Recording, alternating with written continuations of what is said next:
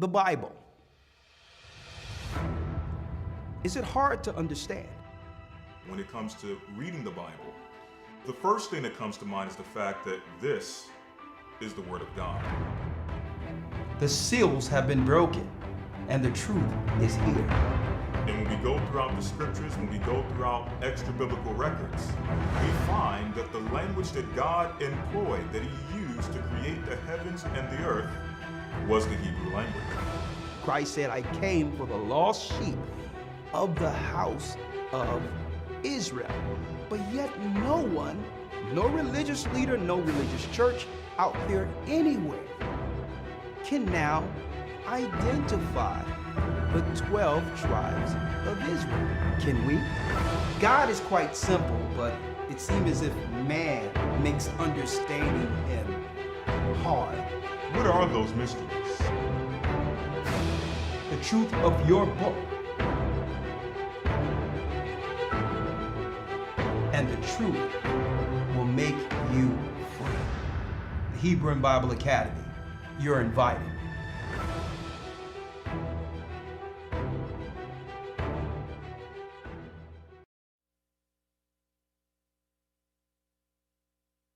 Starting June 1st, it will begin a new installment of the Hebrew and Bible Academy. The full 12 weeks will be concentrating on the beginning and fall of Babylon, history, the understanding of the religious aspect of Babylon, as well as what? The theme from Babylon, Rome to America. In the Academy, this is what you can look forward to. New lessons, the secret war of Edom against Israelites. But one thing we've never delved into was bringing forth the history, showing all the contentions and war Edom has waged against Israelites even until our present time. The desolation of abomination, how to calculate time according to God, and I can't wait for this lesson, Armageddon. The final war in heaven. If you've never been in the Academy, you want to be in this one. June 1st, we're in open enrollment right now. Go to historytimes.org to enroll.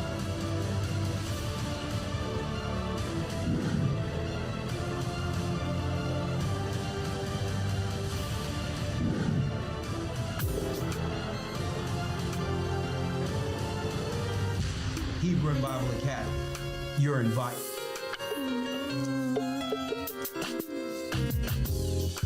The East is where we're from. Come on in. 12 tribes of Israel. Blessings, blessings. In 721 BC, the Assyrian king, he took us down, we fell. Come on in. With the great escape, we went through the Euphrates. The Lord held the water still. To a land where no mankind dwelt, we went. The 12 tribes of Israel. Blessings, come on in. We be Manasseh, the Cubans, Ephraim from Puerto Rico, and Valley from the Isles of Hawaii. The Lord is calling back Israel.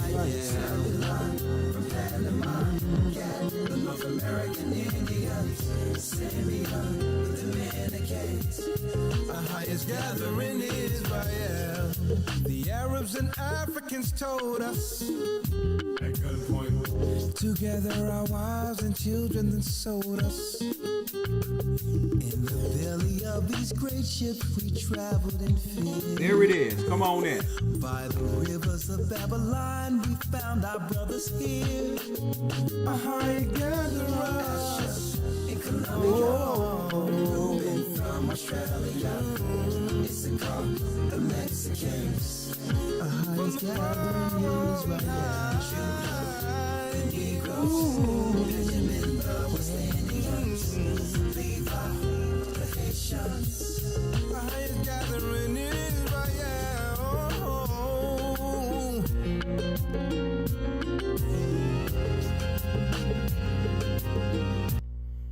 Shalom, brothers and sisters. I'm Elder Ricochet of the Gathering of Christ Church here live with our weekly broadcast. And yes, all praises be to the Most High. We have another detailed conversation for this evening. Please do me a favor, hit the like button if you haven't already. Hit the like button. I see the usual brothers and sisters in the house. Yatazar, Gocc, Hebrew Harris. How you doing, my brother? And I knew it wouldn't be too long before Maria popped up here. Sharon, how are you, Sharon? Faith, Kayem, all the usual saints in the house. Of course, we have Elder Dell and Elder Iraq as moderators, right? I would give out a few more wrenches here, but I don't want people going haywire and just deleting people from the broadcast, because people need to hear it whether they agree or not, right? How you doing, Aisha? How you doing, Chaz? All the usual saints, shalom to my brothers and sisters throughout the four corners of the earth. I'm Elder Ricochet of the Gathering of Christ Church, and yes, I do have a serious lesson I would like to go into, but before then, let me let Elder Lawyer know whenever he's ready. Whenever he's ready, he can call in at any time. Right? We're going to jump right into it. I just text Elder Lawyer, say, hey, listen, let me know when you're ready. I want to jump right into it. We have a lot to deal with today, this evening. And of course, we have to fly out and support, our brother Quadam this coming weekend. So I'll be on that side in a few days. But I would like to jump right in. And of course, I want to do a small Patreon this coming weekend. Okay, so I'm going to make sure I'm into that. Even if I travel back and can't do it Friday, I'll do a Patreon Monday. I'll do a Patreon early Monday, probably around 10 o'clock in the morning. Well, shalom, shalom, my brothers and sisters throughout the four corners of the earth. Yes, you see the title. Overcoming the death jaws of Babylon is the title. Oh, he says, I'm ready now. Okay, there it is. All right, my brother. Where is he? All right, let me bring in Elder Lawyer.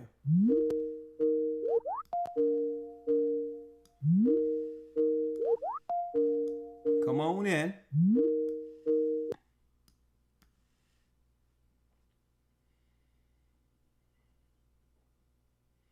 Are you there, Lawyer? Yes, sir, I'm here. Can you hear me? Yeah.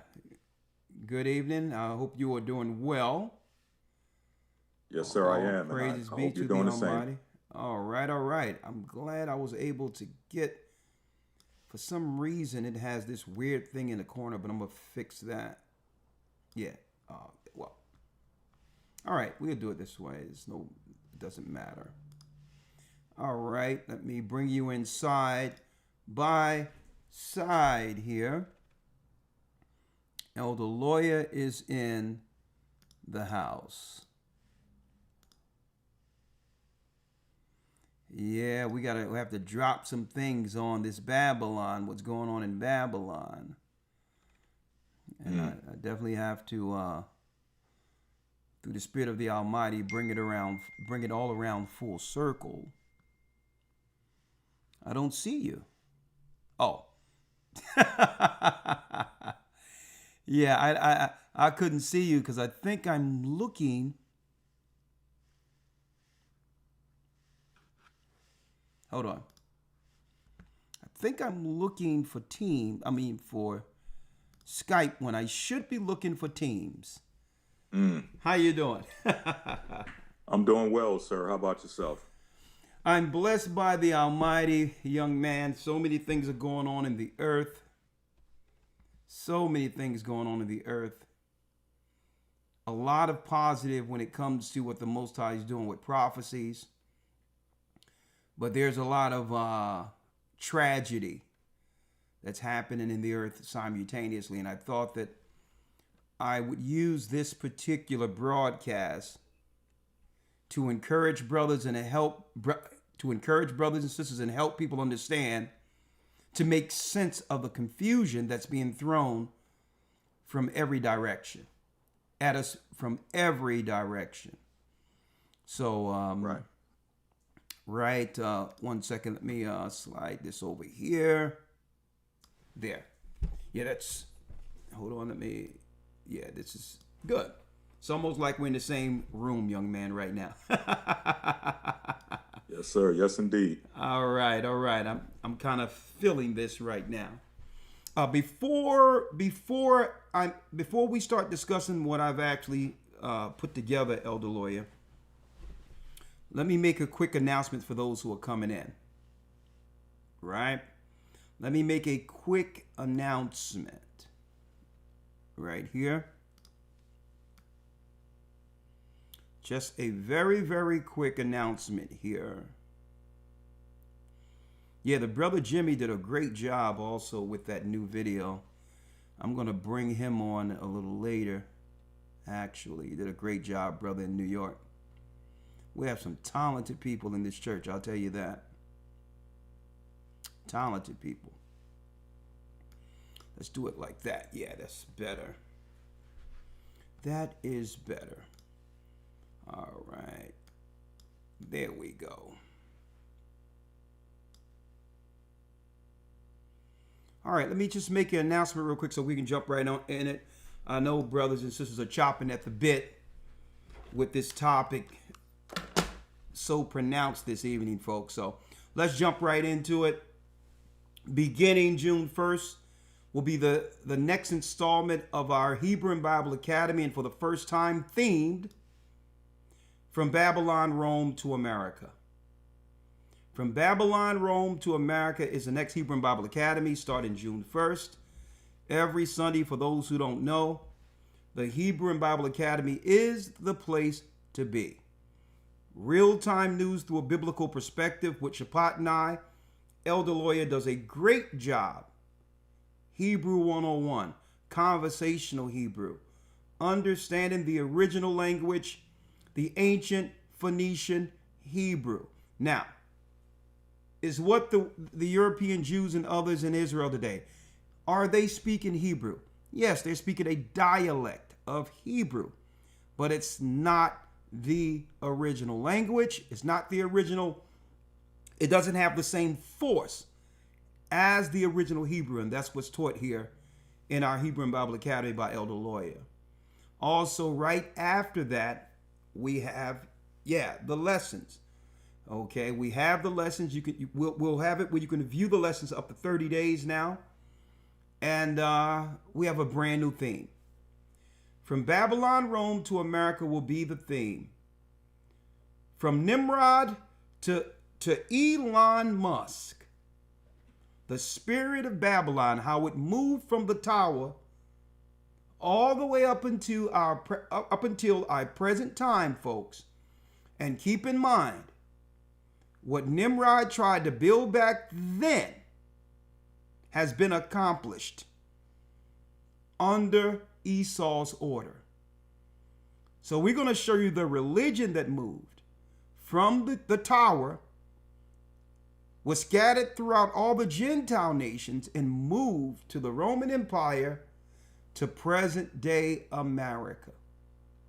We're going to also show you the technology, the plan that they have, the elite being Luciferians to accomplish what Nimrod couldn't. That and more you'll find out in the Hebrew and Bible Academy, From Babylon, Rome to America. Don't buy in when people try to claim or try to lie with this madness, claiming they don't believe the Bible, when they try to claim they're atheists. These people are liars. Okay? Babylon just wasn't a government.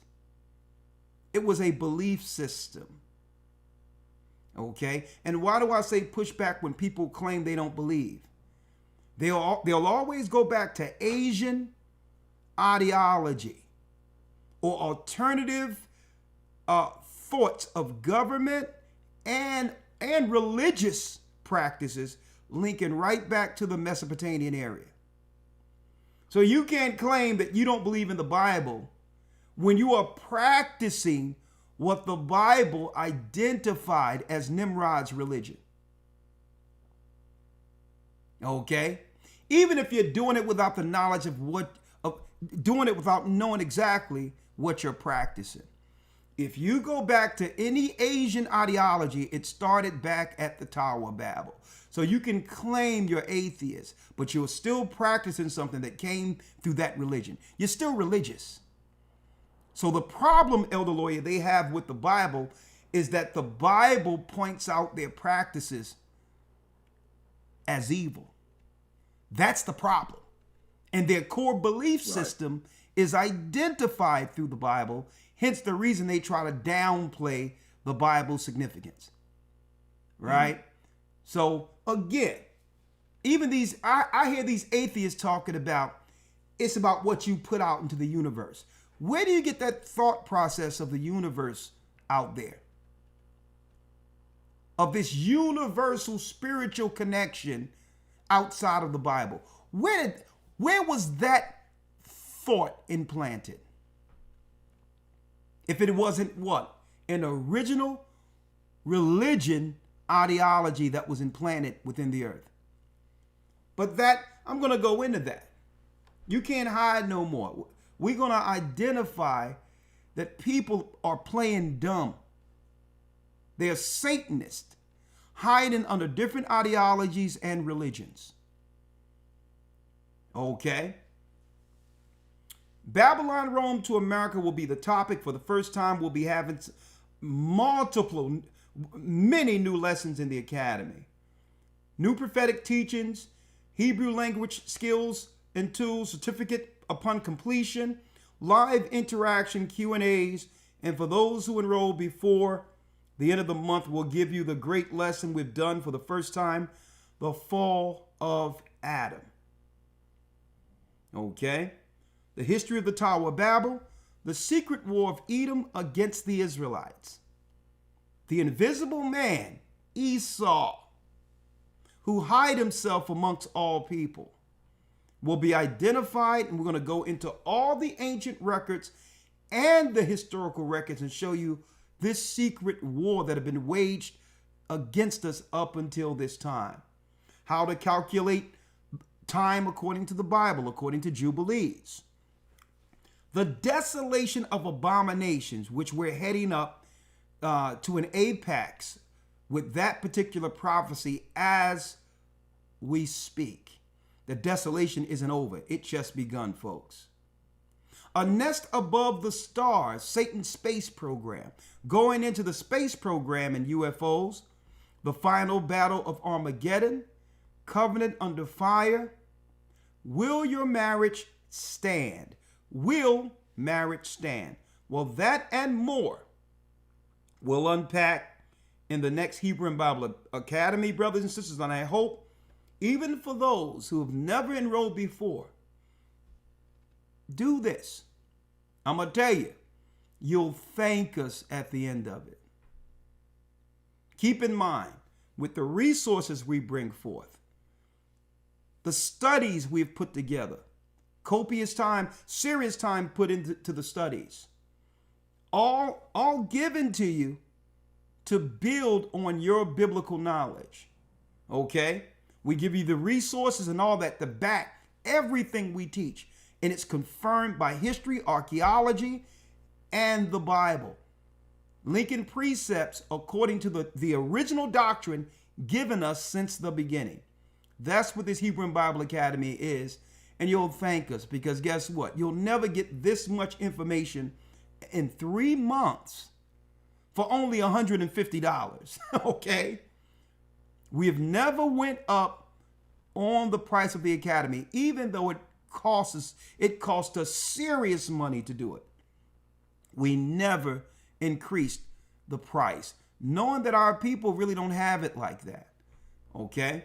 So it's only $150 for 3 months, but it's more knowledge and information that you'll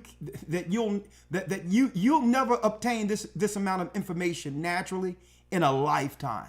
And I'm talking about 3 months of serious information.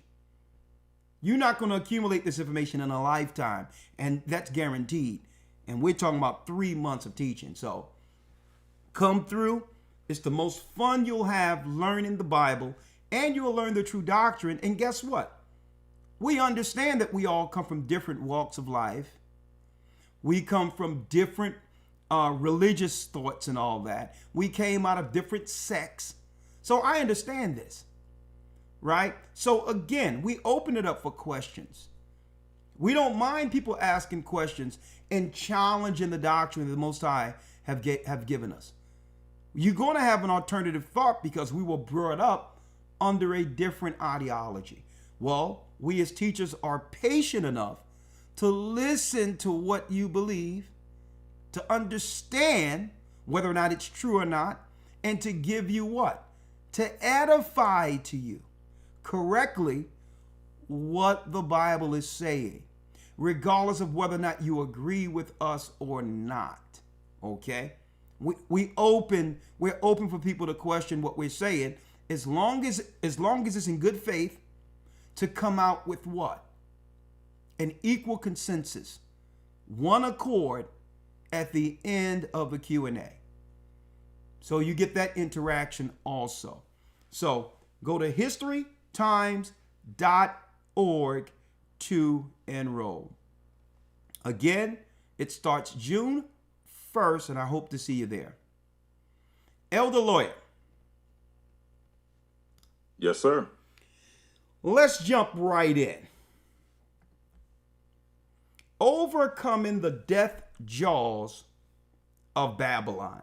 I believe this is an excellent lesson to go into, especially with the theme from Babylon, Rome to America coming in a few weeks, all right? How to escape or overcoming the death jaws of Babylon when we are being attacked on every side, in every area imaginable. How can we escape it? Right? Now, it's a simple answer to it, but are we willing to do it? But first, one must understand, what are we up against? And how is Satan waging spiritual warfare against us unknowingly? Right? And what I like to do, and I use some of these examples, maybe, Elder Lawyer, it's the old Southern blood in me growing up with my father. And I believe that this is something that this generation sorely is affected by, not having stories and that dynamic of your father framing his upbringing and the family line and where you come from and the challenges he had to overcome in order for us to be sitting on our father's knee, right? So I think it's that Southern thing in me to always go back in comparison. Why? Because this generation don't know what they don't know. And it was very important for the fathers to instill that history and that time period that they lived through their prime in their children, so that the children can pick up from where their parents left off. But now it seems as if this generation is just operating from the seat of their pants, with no foundation, nothing to honor and honor and to uphold. Right? Nothing to honor, because if you don't have no history concerning what you must honor, then there's nothing to uphold. No integrity. And then it's a shame because this generation is being inundated, especially children, from every side. And I'm speaking of influence. Influence. They have a level of influence, being influenced from the outside of their homes, that none of us, not me coming up, right? We couldn't have imagined having access to the whole world at our fingertips in grade school or in middle school or high school, where it takes the influence and power of the parents out of the house. And now the parents must fight against the world to keep what's precious, what belongs to them, safe. But guess what? Satan made it that way. And we're going to break down the science. We even going to bring in the P. Diddy situation tonight because it's relevant. That's not what most people think it is. The only way to quantify us being inundated with information attacking us from either side, we must go to the Bible to identify how Satan attacks. Folks, everything that's given us through the media, even these trials and all these others, folks, are a part of the control mechanism. Okay, it's a part of it. And we're going to make sense of it tonight with overcoming the death jaws of Babylon. Overcoming it. Right? Now, before I go there, I would like to talk about, I mentioned, right, when I was growing up, usually it was usually during holidays before I found the truth, where our family had a chance to slow down. Either after Sunday church, we would eat downstairs Sunday and come back home. My mother would always make something every Sunday for everyone to eat. The whole block could eat on Sundays. And this is where, when my father come home, if he didn't get in a fight outside or something, because he was in it.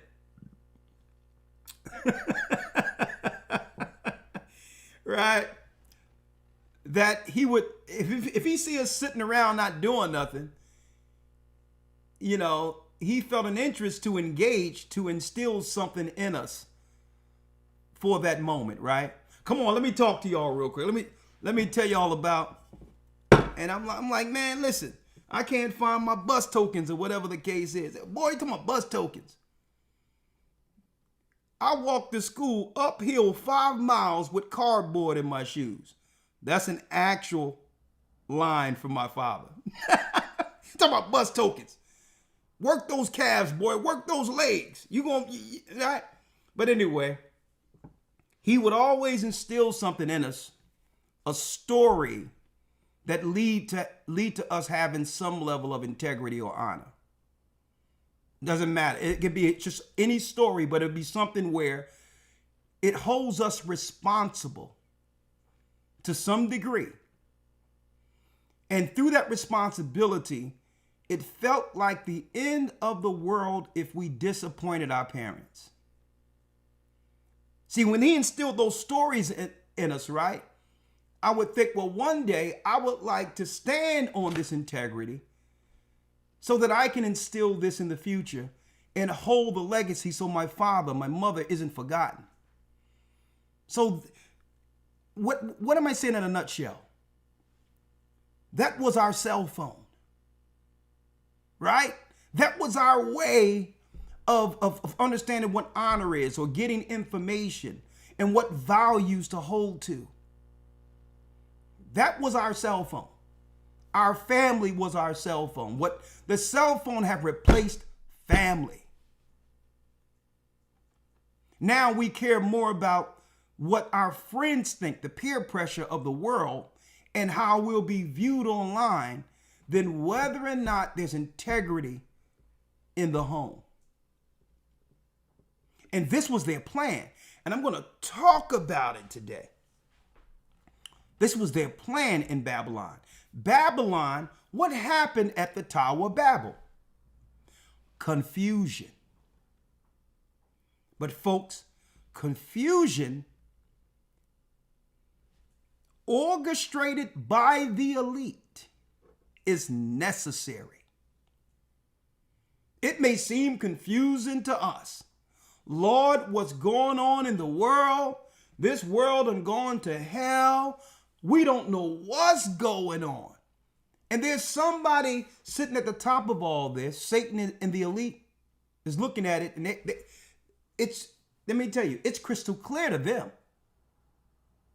Because it's chaos that they've organized. It's organized chaos. Order out of chaos. Because through chaos, they'll lead you what? They'll lead you to their final outcome. So it's upon us to step out and understand, okay, what is this? What is it all about? So hopefully this particular broadcast today can help you all spiritually make sense of everything. And it's really, the chaos is really about what? Turning everyone against everyone. In a nutshell, the proper order of things must be turned upside down. That's right. See?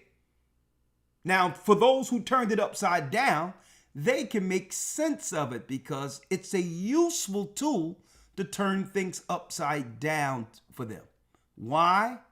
Because they have mechanisms there that we must run to fix ourselves.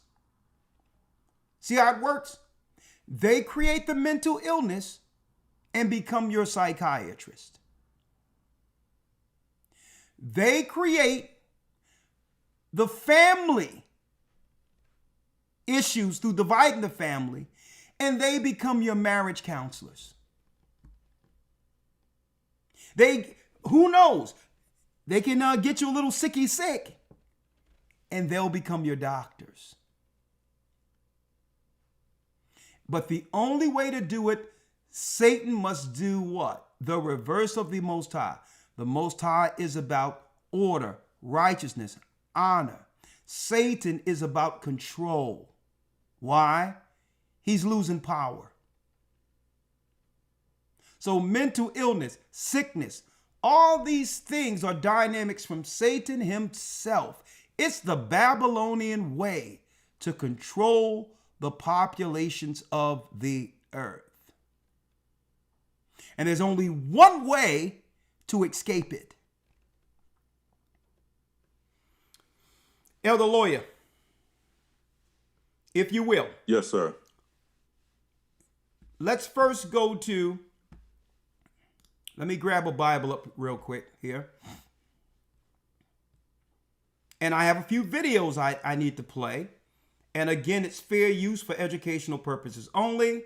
Please don't call the phone number you see on the screen. That will be text only, which means if you would like us to call you back, text us on the line and we'll call you back from that on that number when the line opens, when the queue opens. Text your name and state what you would like to talk about, and we'll call you back once the queue is open, right? So let's talk about this.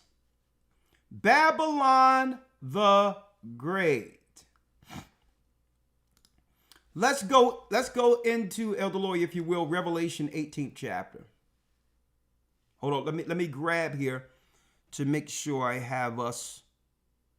Yeah, hold on, let me put this straight first. Yeah.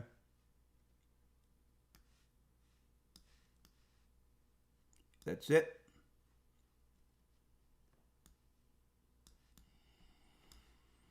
All right, Elder Lawyer, let me go here and pull up a Bible. And thank you for your presence. And do us a favor, brothers and sisters, while I'm pulling this up, if you will. Help us out. And please hit the like button as you file into this particular broadcast. We have a lot. I mean, of course, I'm going to show you what's going on truly with P. Diddy and how this all comes into effect.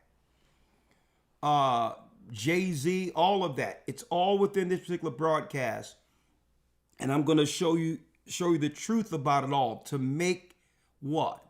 To make sense of the programming Satan utilizes to control each generation, to skip over the parents to control the children. Okay, all of this is in play. And they got P. Diddy out there, and right now, a lot of people don't know what that's about. You're going to find out tonight what's that about, what really that's all about. Okay, and it's deeper than a lot of you think it is. And we're going to talk about that, not the trial in of itself. The reason they have this in place for programming the youth. And we're going to talk about that. Revelation 18:1. Let's read it. Yes, sir. Revelation 18, verse 1. And after these things, I saw another angel come down from heaven, having great power, and the earth was lightened with his glory. And he cried mightily with a strong voice, saying, Babylon the Great is fallen, and has become the habitation of devils. It has become what? The habitation of devils. It says Babylon the Great. Listen to this. Is fallen. Now understand that most people think that it's going to be a time where America just won't exist at all. Well, that won't happen until what? Until Christ returns. But I'll tell you this, it's not going to be inhabitable after the war. Only certain areas of the United States will be inhabitable. So when it says Babylon the Great is fallen, it's fallen. Folks, America is all the empires wrapped up into one. America has become what Nimrod couldn't accomplish. All nations under one ideology against our God. And it's about putting what? The people of the earth in a level of servitude so that Satan can use them to accomplish what he needs to accomplish in the earth, where the whole earth serves him. Okay, that's how it works. Now, the benefit for the nations who agree with this particular program against our God, well, they get a benefit. Their benefit is that they get the opportunity to rule over God's people who are currently under a curse. So you want to know why the other nations are on board with this? Well, they at least get the opportunity to show power over the children of Israel as taskmasters. That's how it works. And folks, it have been this way since the children of Israel, since our people fell. It's been this way. And the other nations know it, that they have a certain entitlement over us. Even if they didn't fight in one war to defend this country. Even if their blood haven't spilt in the soil, fighting for justice and all these others that have given all these others an opportunity. They can come off the plane into Babylon and know they can come from a dirt road in India. And the first day in America, they'll already believe that they're entitled above you. That's the curse. They know it. That our God said that if we disobeyed the law, that he would put us under all nations. So they can be nothing. They can be they can have their hand pulling dung out of cows behind in India and come over here first day in America and know that they have more rights and more protections and more access to the glory of Babylon than Judah. Understand what we're up against here. So when it says Babylon the Great is fallen, it's fallen. It's speaking of that construct, that ideology. Because that mindset, what Babylon is a construct built against our God, and it's built on the bodies of Hebrews, just like Egypt. Listen to what I'm going to show you. And he cried mightily with a strong voice. And it says, Babylon the Great is fallen, is fallen. It's become what? The habitation of devils. Now, I need y'all to check that out, folks. How has America become the habitation of devils? Now, folks, Babylon is a concept. It's a religion. It's a government control over people. So it's not just America, folks. America is what? America is the crown jewel of Babylon. Above all of the countries that are controlled the same way. What they've done here, they've done in Jamaica, they've done in Africa, they've done in England. Babylon the Great is fallen, and has become the habitation of devils. Well, how have America or these countries become the habitation of devils? Because when the nations come over, they bring their gods with them. They bring their rituals and their religions with them.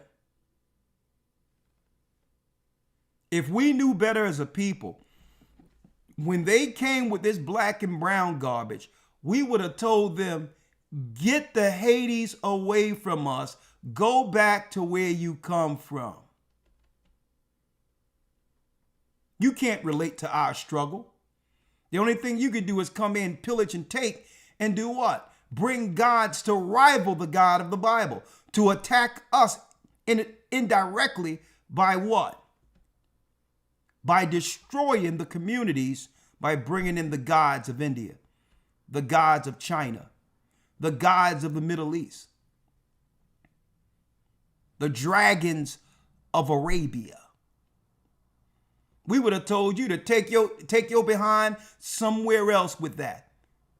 But they were able to do what? They was able to play on our kindness because of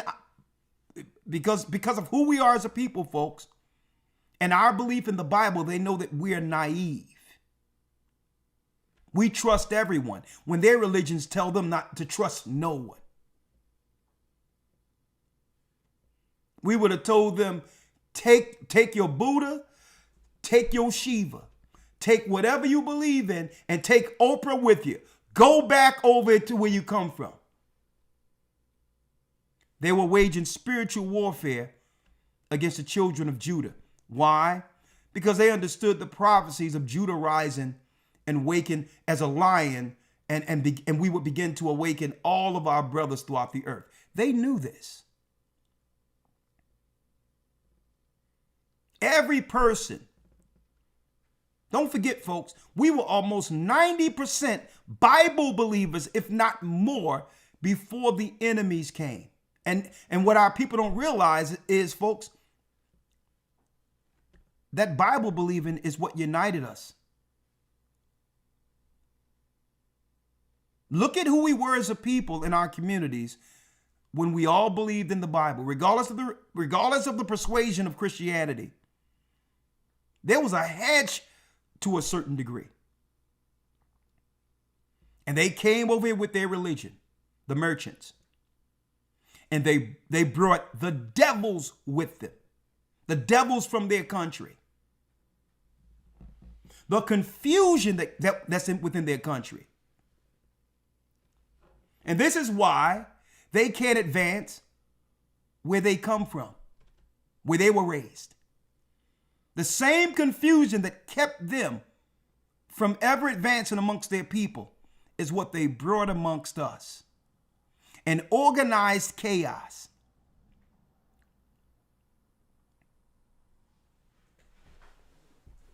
Let's talk about it.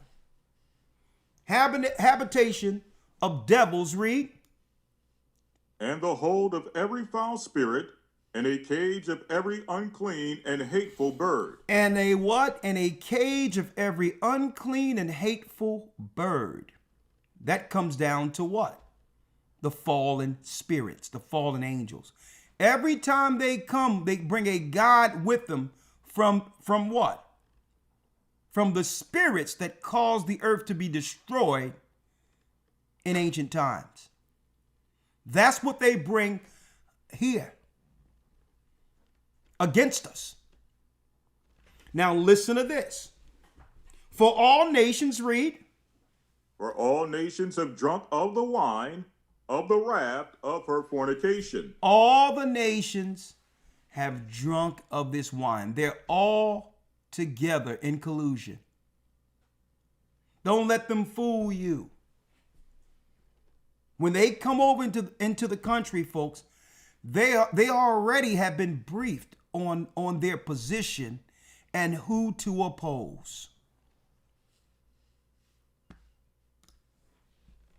They've been briefed.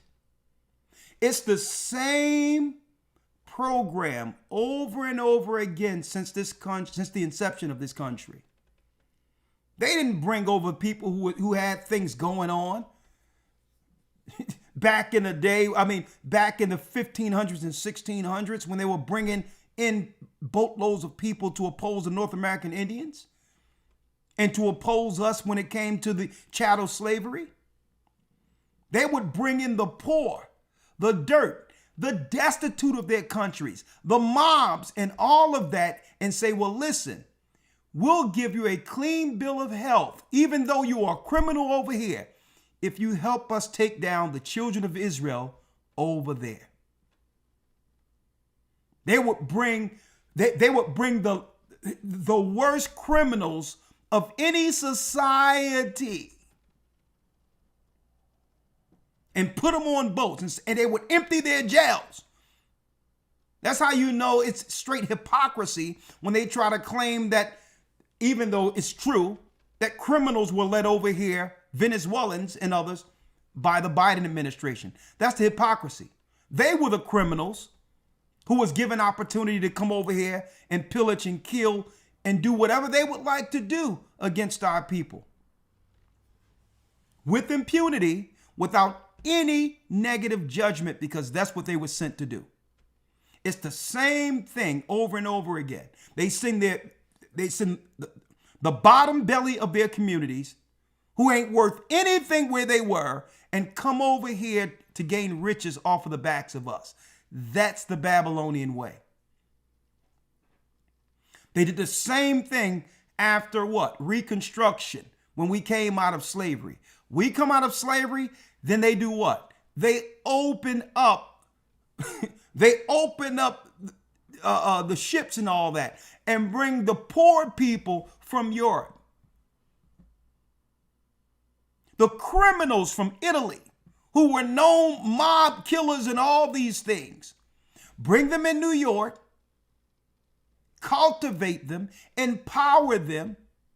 Even the poor Irish people who was doing nothing over in Ireland, they come over here get incentivized by the government to become the police. Organized crime pushing up against us. And the only thing we were thinking is, well, we just trying to live our life, go to church, take care of our families. And they are socially engineering these people to come in to undermine and or destroy our people, knowing the prophecies. That one day the Most High is going to wake Israel up. It's like, listen, bring the worst of your people and bring the most deviant gods and evil with you. And what happens? Then in the midst of our neighborhoods now, what you will see, an uptick on HIV, an uptick on these diseases, and all these others, and no one is putting two and two together. Where's all this coming from? Did they bring this stuff to us?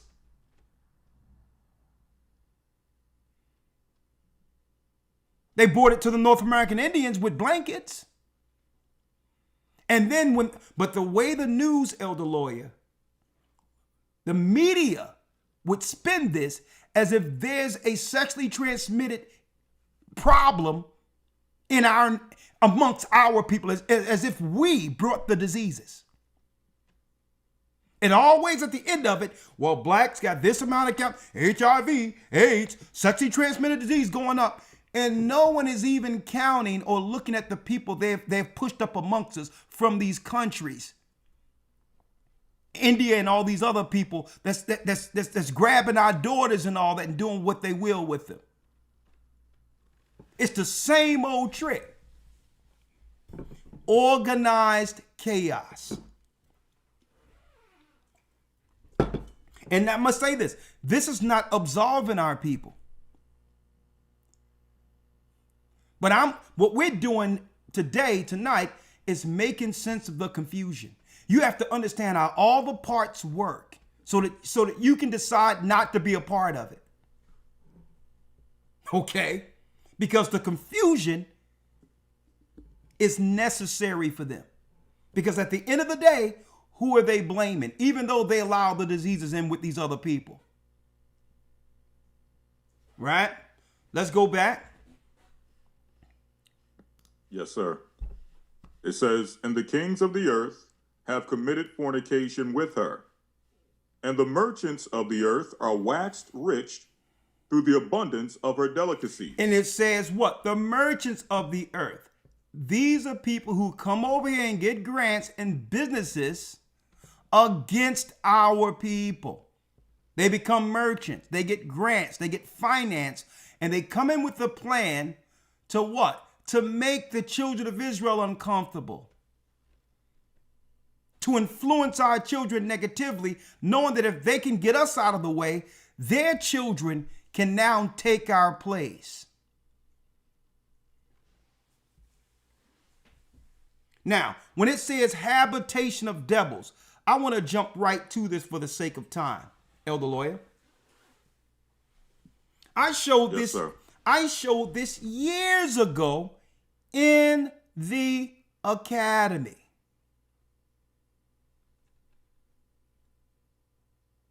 I told everyone about CERN, but I went into details that most weren't discussing at that time. People were talking about, oh, they turning CERNs, that's why there's earthquakes. Okay, you think that's what CERN is really about? You don't have any history concerning the Tower of Babel. What is CERN? CERN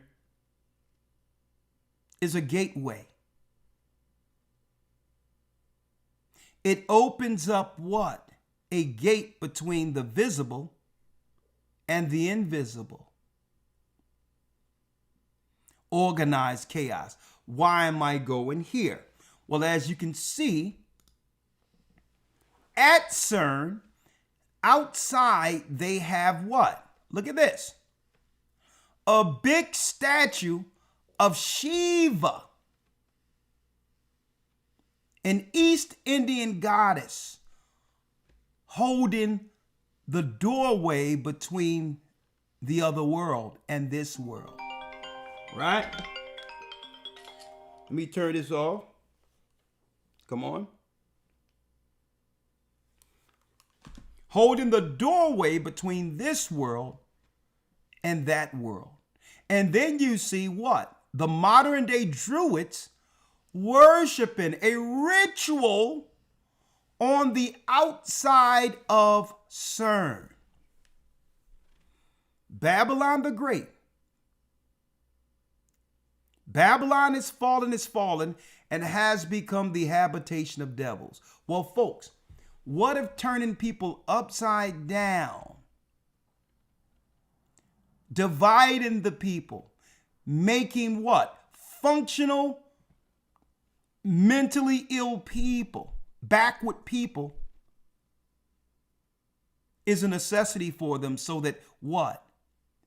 When they allow spirits to come through this realm, they'll have hosts. When they do their rituals and open up this door, folks, the spirits will have hosts, because what? The people are mentally ill. The people are what? They're operating against God. They're against God. They're against nature, which makes their body, makes their temple hosts. So if they get people fighting against each other, everything is out of order, parents against children, children against parents, husband against wife, and all this, guess what? That's organized chaos, because we can't get together and do what's right by God. It offers hosts for them. This is organized. Okay? And once the spirits are in you, they control you through them.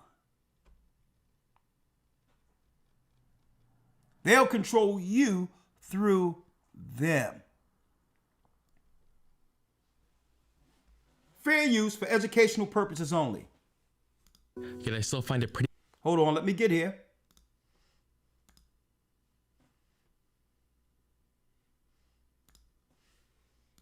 Captivating, so I thought I would talk about it. Chances are you've heard of CERN before, also known as the European Organization for Nuclear Research. Fair use. It's a physics laboratory that has the Large Hadron Collider, which is the world's largest particle accelerator. Because of some of the research done here, there have been quite a few people who believe they're trying to accomplish some evil occult-like stuff here, and a video that surfaced a while ago fueled those theories even more. In August of 2016, an allegedly leaked video was released that depicted some sort of satanic ritual at CERN. The video appears to be taken secretly from some guy looking through a window in one of the buildings. During the ritual, several people in cloaks walk up to the statue of the Hindu god Shiva. After this, a woman takes off her cloak and lies on the ground. This is followed by her being stabbed by one of the people wearing a cloak, and the guy recording flips out. I'll show you that part of the video right now, so you can judge how authentic you think it is. Fair use.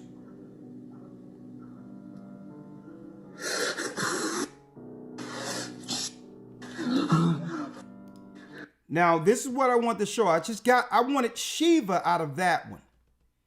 But this is the piece I need people to understand why so many people are going crazy and all these others, and no one can make sense of it, right? And I'm going to be going into this in the academy to show you that they've actually reconstructed, not allegedly, the Tower of Babel, the controlling of spirits.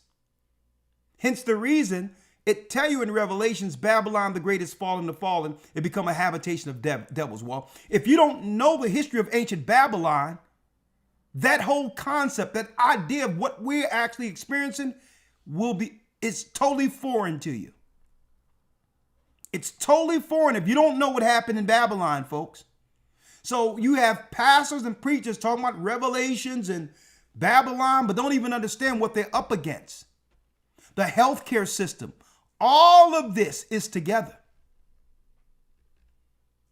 It's all intertwined for control of people. Control of people. Listen to this. Fair use, educational purposes only. Scientists are terrified after what happened at CERN. Folks, we're talking about over 8 years ago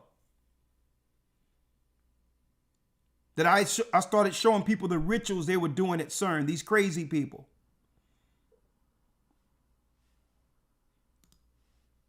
Looking like crazy goth, occult, satanic liberals, the people you see marching down the street with flags with them. Further data analysis, it may be able to move out of the red zone and into the end zone. Fair use. But it's still high enough to inspire optimism. For educational If that's purposes the case, only. The peculiar decay pattern may provide the initial look at the novel physics that everyone is seeking. On the other hand, are CERN and the Large Hadron Collider involved in experiments that could destroy our planet? In the early 2000s, while the collider was facing delays and failures, some speculated that a time traveler from the future could be going back in time to sabotage it on purpose to avoid a catastrophe. The collider was turned on in 2012, despite this purported time traveler's best 2012, it was turned on. efforts, which included a time-traveling bird with a baguette. Some think CERN is to blame for earthquakes because it transports plasma at high speeds from Switzerland to Italy, while others say it opens gateways to hell or other realms and switches the globe to a different timeline. It opens gateways to hell. Even more shockingly, CERN acknowledged in 2015 that it had tried to generate miniaturized black holes in order to research antimatter. Though some theorists worry it would lead to the cosmos collapsing, CERN maintains their research, even on small black holes, is entirely safe. So what else are the physicists and scientists at CERN getting up to in Switzerland? Could any of these speculations that its work could destroy the universe be true? And if so, why do they continue? So why is it necessary for Europe to have CERN? Right? Why is it necessary? The scientists. Folks, this is what? This is opening the doorway for spirits, demons, led through Lucifer. These are Luciferians. In a last-ditch effort to control the people because they can no longer control the information. The children of Israel has awakened. So this is what? This is their last-ditch effort to control people. I'm going to tell you that right now. To do what? Against the awakening, our people. Folks, if the children of Israel no longer serve these nations, the whole world's economy collapses. The whole thing was built off of the children of Israel curses and us staying permanently at the bottom. Understand this. So now with the science they're using, this is their last play through divide and conquer, using spiritual machines and all these others to keep us entrenched at the bottom. Let me show you this. The LHC is not designed for immediate practical benefits, despite the fact that it comes with a gigantic price tag and the participation of nations. Rather, it awakens a sense of wonder and intrigue in people. In pursuit of revolutionary discoveries throughout its vast length, thousands of scientists from around the world work together and compete. Although the LHC may not be immediately useful, its promise of greater understanding is what makes it worthwhile for both them and the rest of us. Now check this out. There's a lot I'm going to show later, right? But check out what your man Elon Musk said.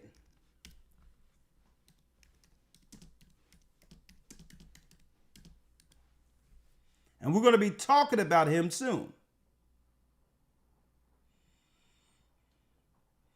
Elon Musk, elder lawyer,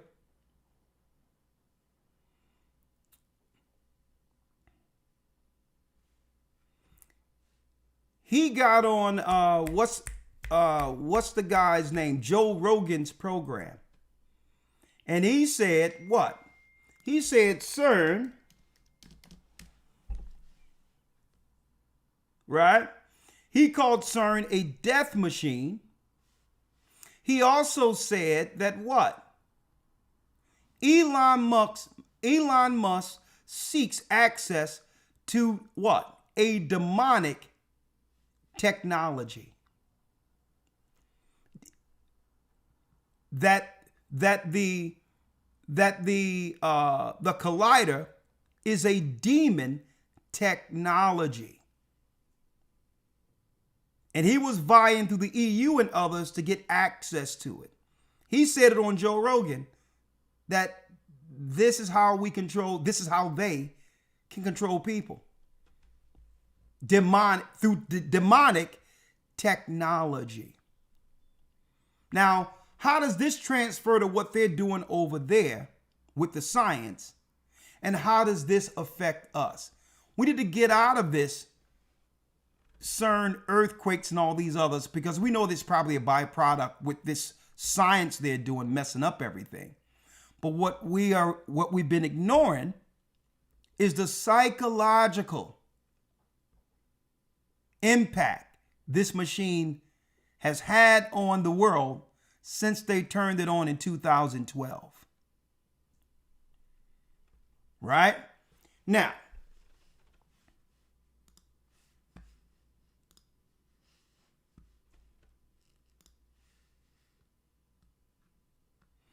the Tower of Babel and the Hadron Collider. Civilization's final attempt to play God.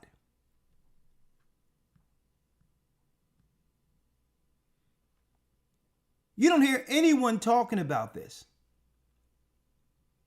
You don't hear anyone comparing what the EU and the world powers who are Luciferians have come together to do as a form of control for what? The mass, every so-called human on earth needs to be controlled. And this is where some of the dynamics when it comes to the, who knows, the jabby or whatever the case is. I can't talk about that here. And another reason why the world is losing their minds. The world is losing their minds. Now, this brings in a comparison through the technology of the Tower of Babel, what their plan was in this article here, and how they were able to accomplish it in our time. But they couldn't accomplish it unless what? Elder Lawyer? They couldn't accomplish it unless the people decided to walk away from God, organized family. See? The traditional values that were instilled. They would have to walk away from that to be accepted at the tower. When you go into the history, of course, I'm going to talk about that in the academy. Who is the God of the Tower of Babel? Satan. Listen to this clearly. How does Satan get what? Servants to build his construct. Let me show you. He must first separate you from God. Well, don't believe that Bible. The Bible's tampered with. There's other religions, all that others. There's many ways to God outside of the Bible. The Bible is what? The public enemy number one is the Bible. You must get the Bible out of the way.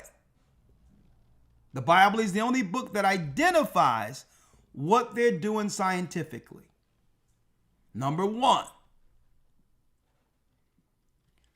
Let me show you how Satan, I'm going to show you. Elder Lawyer, I need you real quick. I have them written down here. I need you real quick to go to 2 Corinthians 12 and 5.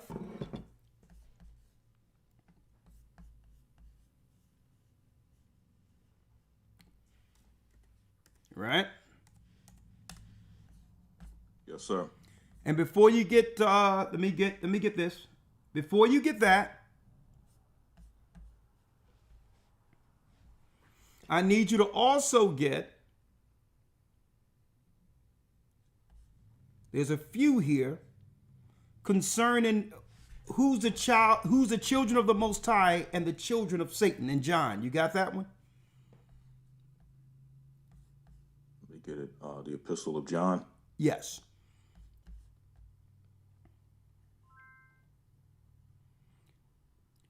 I'm receiving your messages. Just hold tight on your messages. Yeah, where it talks about those. Let's go to Romans 6, the 6th chapter. And then we get Romans 6.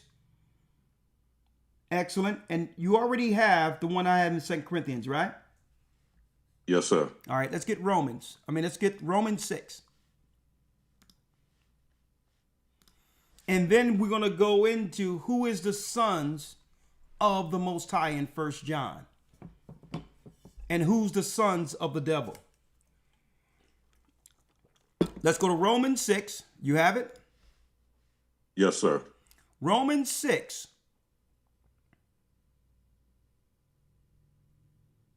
Let me get it here. Let's go to Romans 6. And let's start at about the 15th verse. Yes, sir. The book of Romans 6 and verse number 15. What then? Shall we sin because we are not under the law, but under grace? Shall we sin? Shall we sin because we are not under the law, but under grace? God forbid. Now, what is sin? Sin, listen to this clearly, folks. We're breaking it down to how Satan gets servants. How Satan can have hosts for these spirits to enter at the very end. Sin is a transgression of God's law.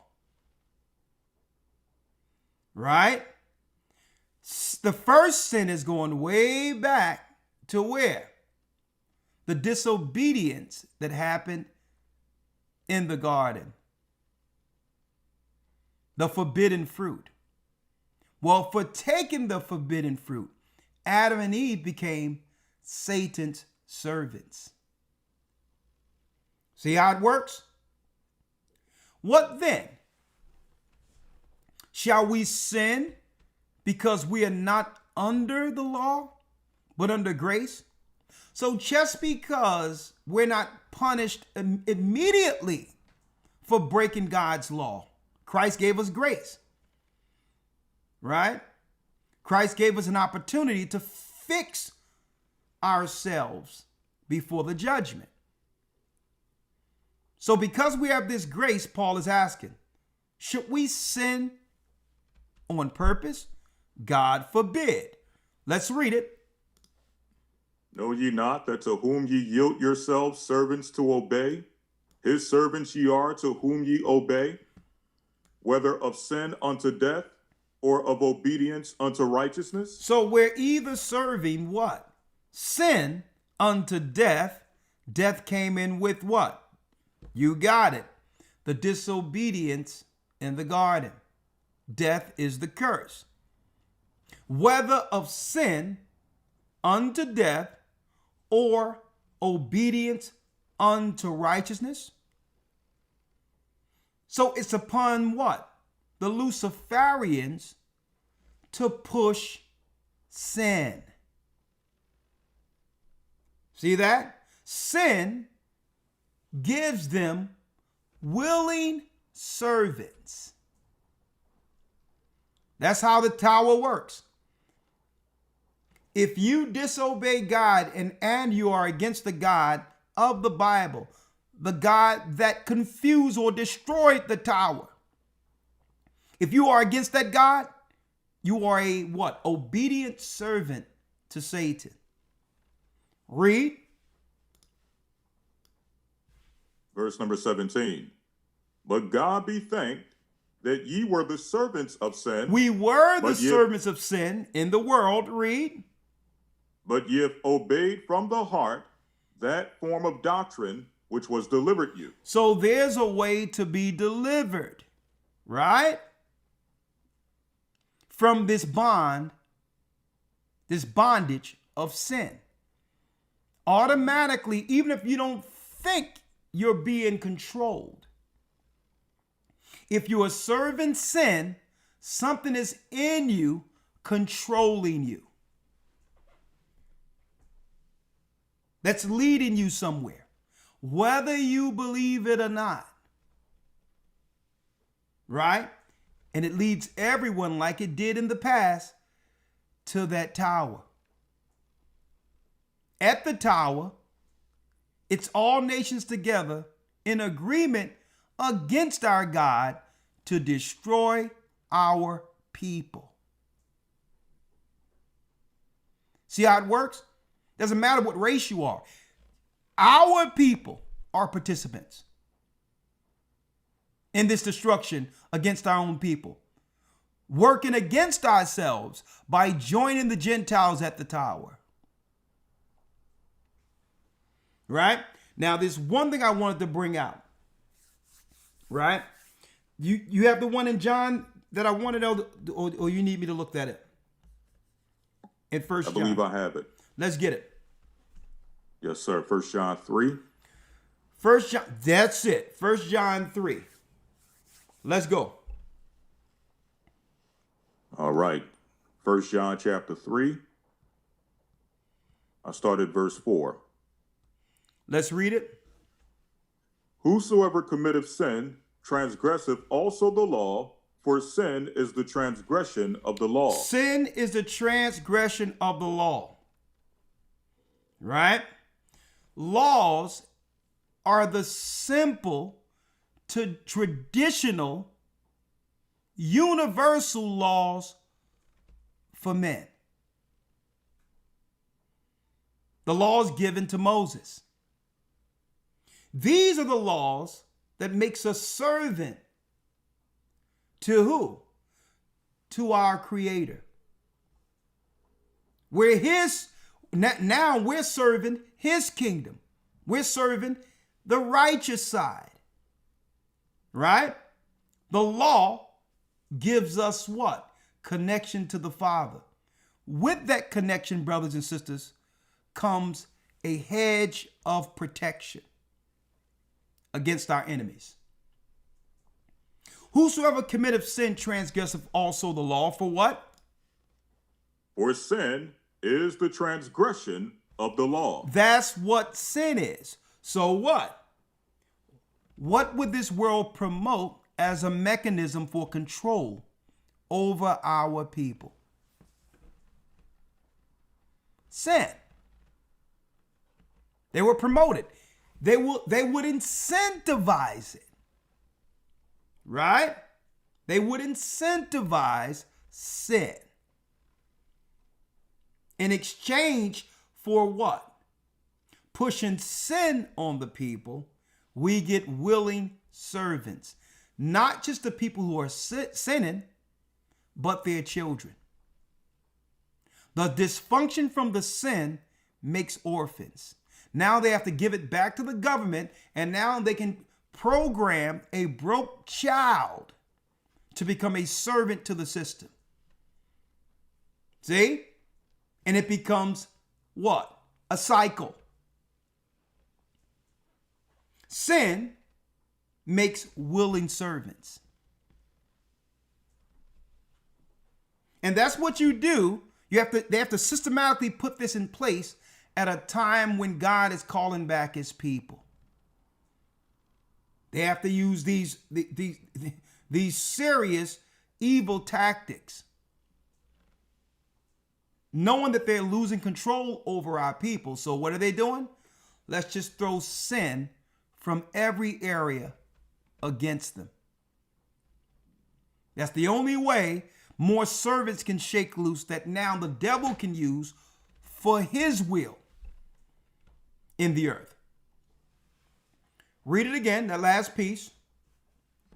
Yes, sir. 1 John 3 and 4. Whosoever committeth sin transgresseth also the law. For sin is what?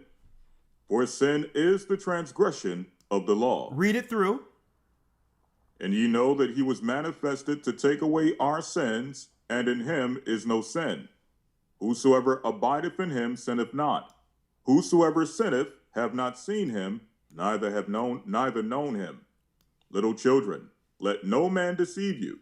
He that doeth righteousness is righteous, even as he is righteous. He that committeth sin is of the devil. He that committeth sin is of the devil. See? Sin is a transgression of the laws given to us through Moses. You violate those and automatically become what? A servant to Satan. See, it's systematic. Read, for what? For the devil sinneth from the beginning. For this purpose the Son of God was manifested, that he might destroy the works of the devil.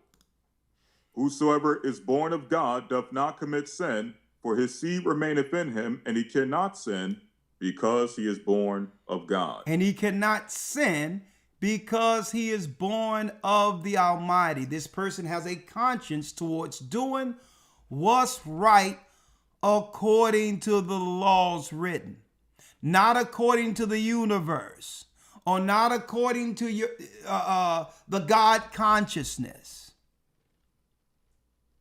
It's according to the laws that are written. If you or we intentionally break these laws, automatically that person becomes a servant or what? A potential or future host for the controlled chaos, the demons they've let loose on earth.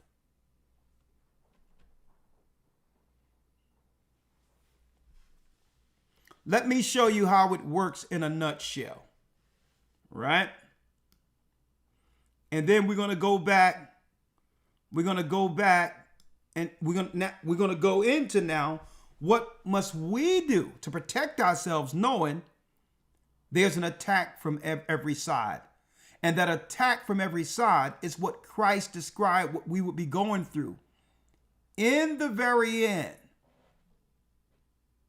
And there will, and there's another point. At the end of it, there will be a need to be saved out of it.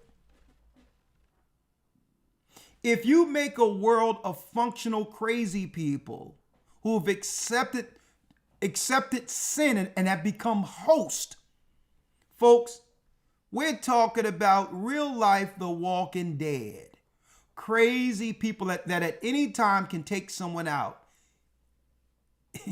Is the society Satan created intentionally where the children of Israel lives. So how does it work? We told you years ago in 2012 that they turned on CERN. One of the scientists at CERN was looking, it was like some water stuff, he was saying, and there was demons on the other side of this water gate, he was saying, and he turned it back off. It scared the mess out of him. They told him he was doing one thing, but when he turned it on, he seen spirits and all that on the other side, like this water gate, and turned it back off. Like, what are we doing here? Releasing spirits. All these Luciferians that are over governments. We're speaking of dark spirits that control the elite within the earth, who will do anything to keep power. And the only power they have received is the fact that our people sinned against God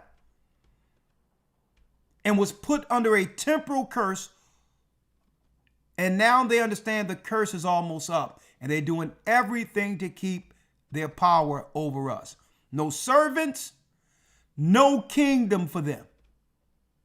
And now you got Israelites everywhere. Even the other nations are coming out telling the truth concerning who we are now.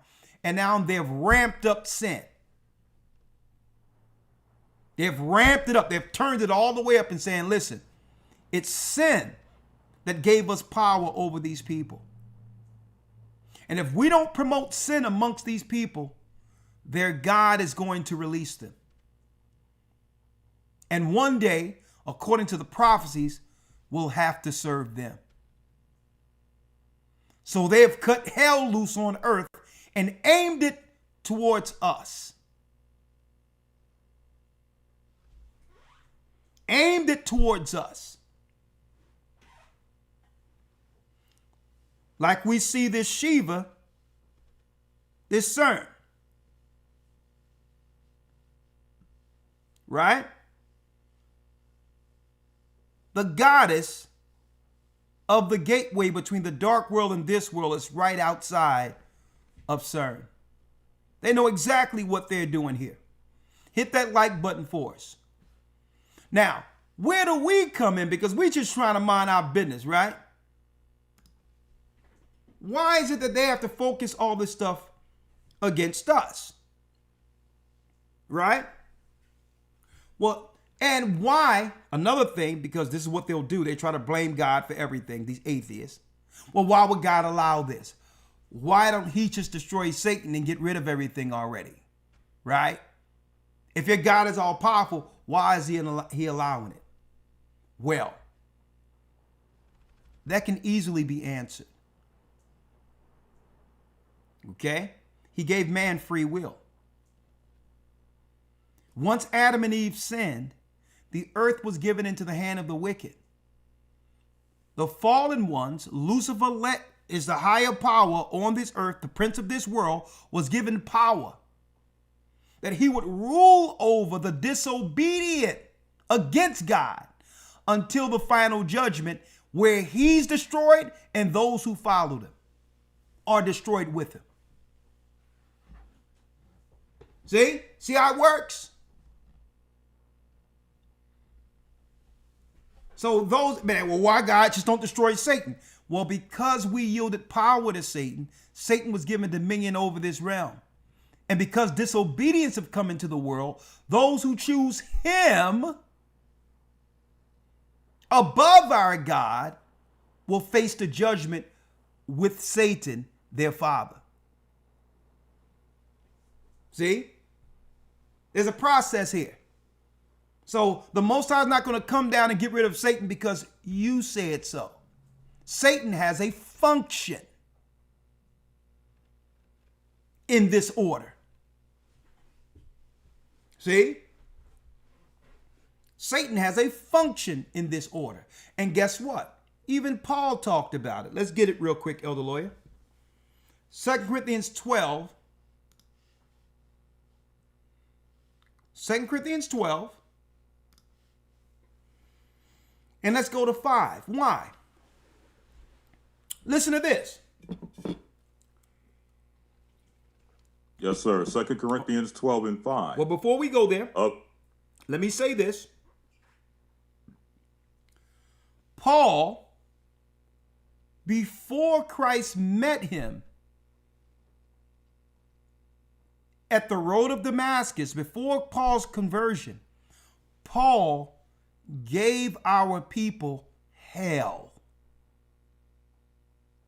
Christ had to intervene with Paul because Paul was, number one, Paul thought he was right. He thought he was standing on Moses' law as Pharisee, seeking to destroy any advancements any advancements we would make as a people under Christ's ministry. Paul was there at every angle to stop the advancement of Christ's ministry. Right? So Christ met him on the road to Damascus and said, man, why are you kicking against the pricks here? You know, I did this for you too. You're harming our people.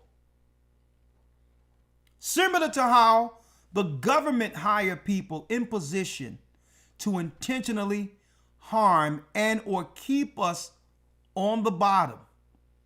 If only the government would just throw them a few crumbs, they'll keep the status quo in place. The status quo stays in place.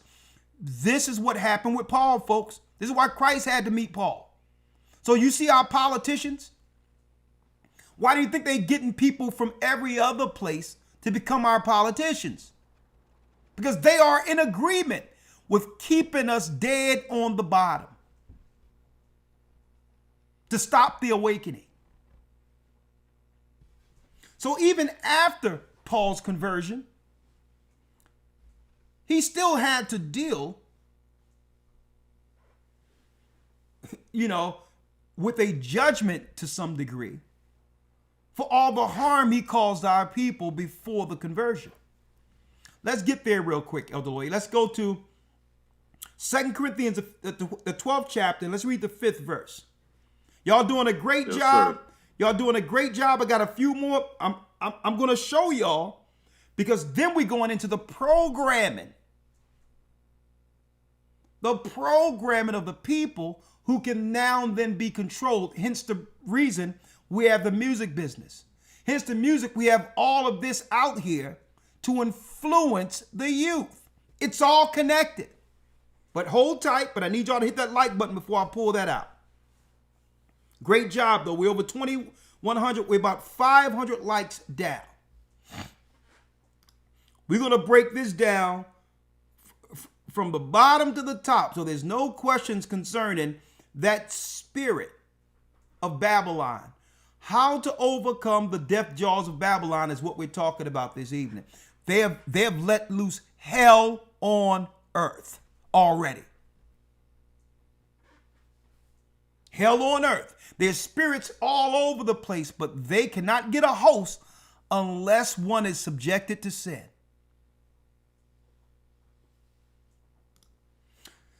Let's read it, Elder Lawyer. Yes, sir. 2 Corinthians 12 and 5. Of such an one will I glory, yet of myself I will not glory, but in mine infirmities. So Paul says that I will what? I will glory in my infirmities. Read. For though I would desire to glory, I should not be a fool. For I will say the truth, but now I forbear lest any man should think of me above that which he seeth me to be. Read. Or that he heareth of me. Unless I should be exalted above measure through the abundance of the revelation. It says, unless I should be exalted above measure through the abundance of revelations, which what? People would begin to exalt Paul as a god. Okay? Even some of the Romans wanted to uphold him as such, based on the power and influence he had, the miracles he was performing, the influence to gather people, to come into Christ and to do what? And walk away from sin. He says, listen, unless I should be exalted above measure through the abundance of the revelations, what the Most High revealed to me to show people. There was what? Mm-hmm. There was given to me a thorn in the flesh. There was given to Paul a thorn in the flesh. Now check this out. Read. The messenger of Satan to buffet me. The messenger of Satan to buffet me. So anything negative that's happening to a person, debilitating or sickness or whatever the case is, that's Satan's function. See? So the Most High allowed Satan to buffet him. Why? Lest I should be exalted above measure. Lest I should be exalted above measure. He had a thorn in the flesh. It could have been a sickness, whatever the case is. But that's under what? Satan's wheelhouse. Sicknesses that lead to death or whatever the case is. So Paul had a continual reminder of the pain that he caused our people before Christ interacted with him. And guess what? Him living was grace. Based on what Paul was doing against our people, the laws even under the Pharisees would mean that he would be put to death. So why am I going here? I'm showing you how it works in the spiritual realm. When it comes to sicknesses and all of that. A matter of fact, finish reading. Yes, sir. 8. Verse 8. For this thing I besought the Lord thrice, that it might depart from me. Paul prayed three times with all the work he was doing to ask the Most High to heal him from Satan attacking him and buffeting him. He's like, listen, I'm doing the work. What's going on? He prayed 3 times, Lord, just have Satan go somewhere else. Leave me alone. Read. Verse 9. And he said unto me, my grace is sufficient for thee. Christ told him. Christ spoke to him. My grace is sufficient for thee. What's going on with you, Paul, Christ told him, is grace. Read. For my strength is made perfect in weakness. My strength is made perfect in your weakness. When people see what you're doing, Paul, they're going to know it must be me. Mm-hmm. They're going to know that what you're dealing with, you being what? A wretched man, subjected to fault, hurt, sick, whatever the case is, any power that comes from you, they'll know it's me. But what did I want to actually highlight here? A place where Christ is working and Satan is working too. See? When it comes to ailments and attacks, death, Satan have agents under him for this. And here's an example of Paul praying to Christ to deliver him from this. But guess what, folks? Paul knew that Christ had the power to deliver him from it. So if we know that the agents are throwing spirits at us, that they're using their science and all of this, how can we stay protected so we're not what? Moved to yield our members to become sons and daughters of Satan. How do we do this? Right? Well, this is how. Order. It's the only way.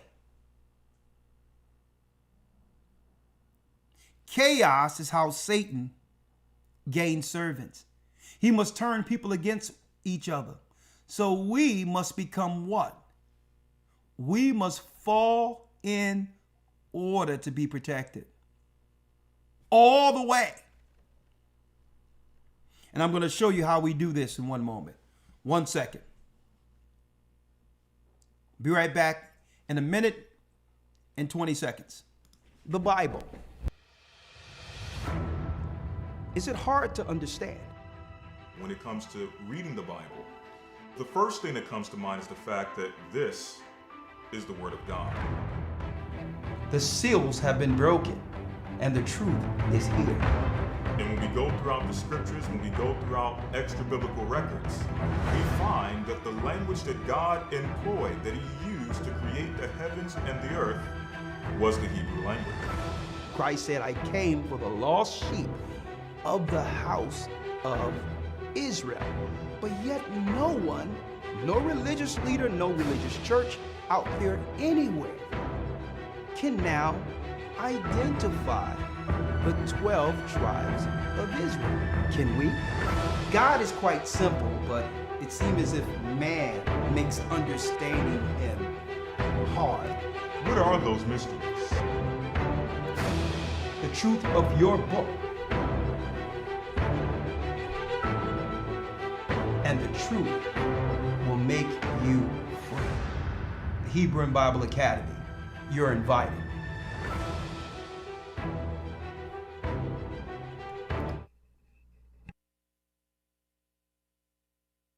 Hebrew and Bible Academy, you are invited June 1st. I would like to see you there. Go to historytimes.org to enroll. So how did we get here? How did we get here? Right? And what do I mean by that? A world of straight evil and disobedience against God, where everyone is out of order. Everyone is out of order. How do we get here? See, understand how Satan works.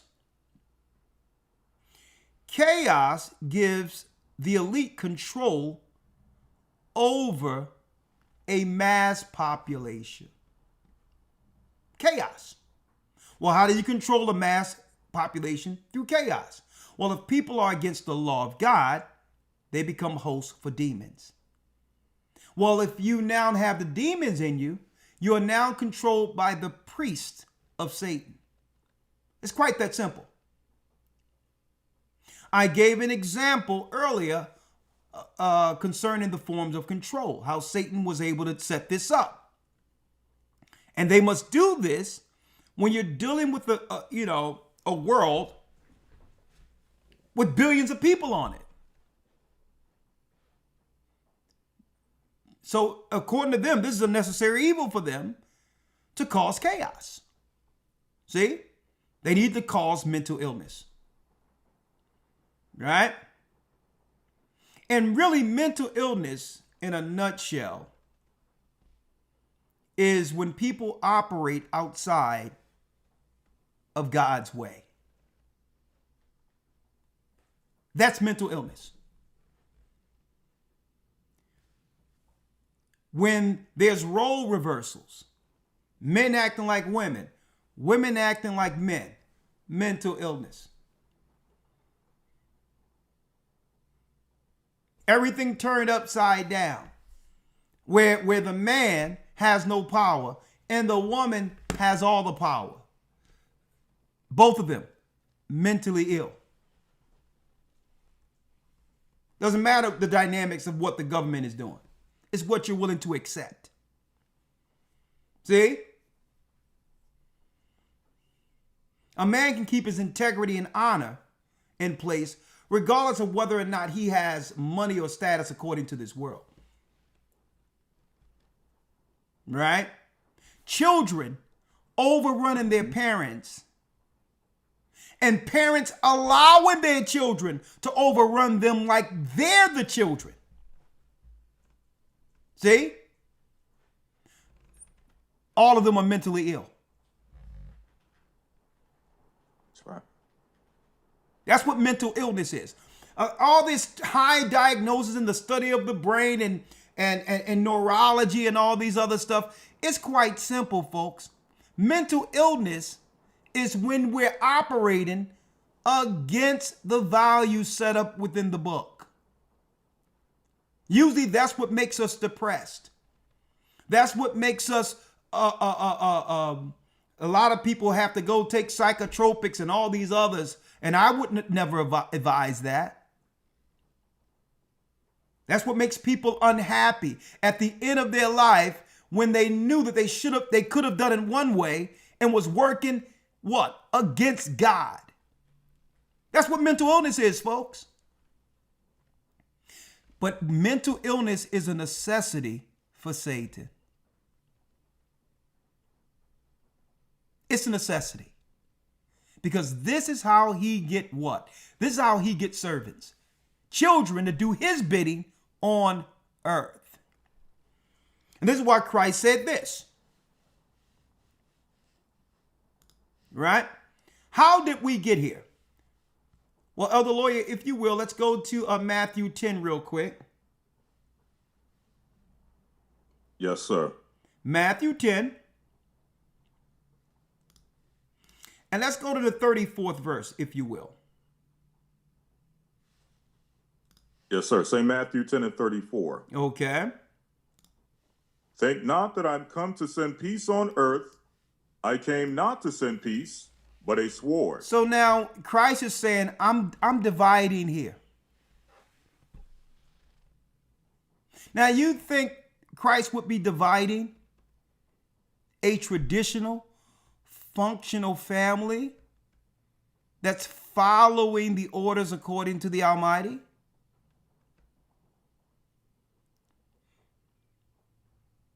Right?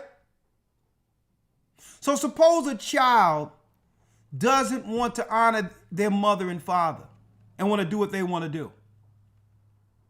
When the father and mother is doing everything they can for the children, but yet the children are in rebellion. Well, suppose there's a situation where the house is out of order, where the man is out of order and the woman is out of order, and no one wants to operate in the functional roles God gave them from the beginning. And everyone think they're right. And everyone will bring an excuse to why they're operating anti-God. A woman want to run a man. A man want to sit there and be a cuck up under a woman and not stand as a man. You know what the Most High do? He'll start bringing division.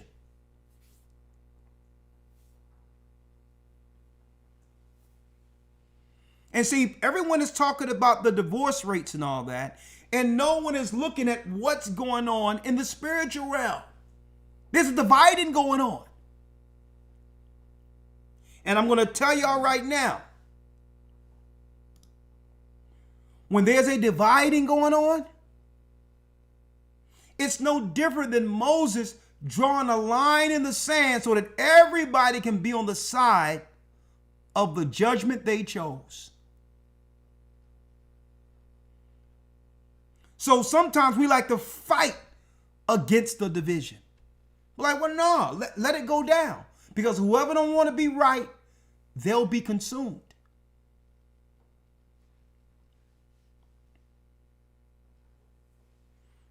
And I'm going to tell you what happens when now we're faced with our actions that's causing the demise of our community as a people. Usually it comes to where we can actually talk about or give an excuse to why the dysfunction still exists instead of owning our part of it.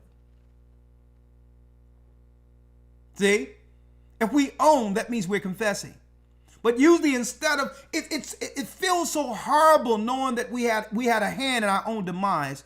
We aren't willing to admit our hand in it. We'd rather have an excuse so not to solve it. So Christ is like, you know what? You all too weak to do it. I'm going to divide you. Listen to this. Let's read it. Yes, sir. For I'm come to set a man at variance against his father, and the daughter against her mother, and the daughter-in-law against her mother-in-law.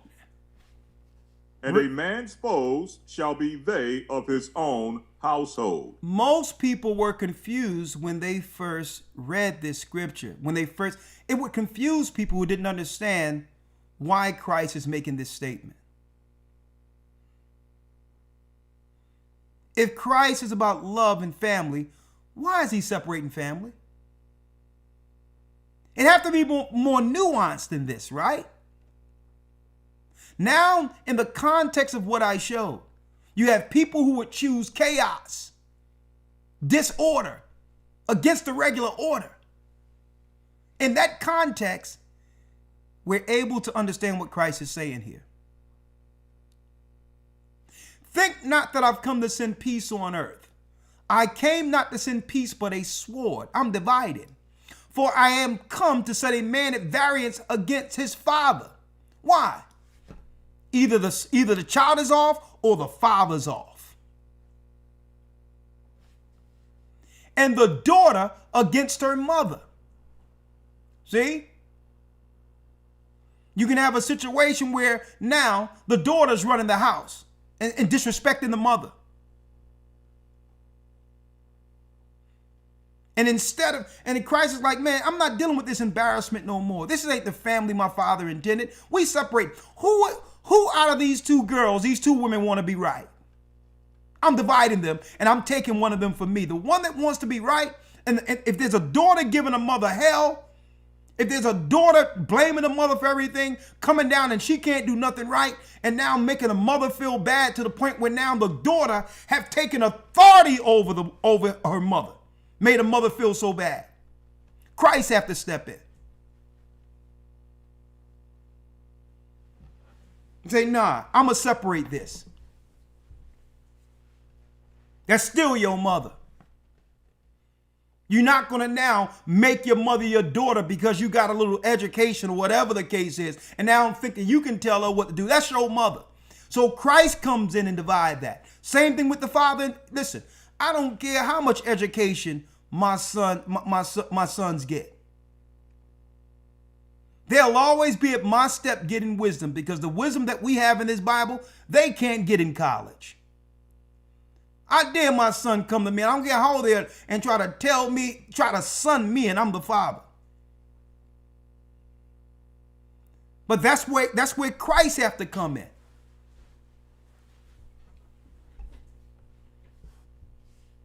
Everybody's out of order, and now Christ is stepping in before the judgment. And those that are on Satan's side, Christ and the Most High is letting Satan take them. That's who you choosing. That's who you've chosen anyway, and refuse to let go.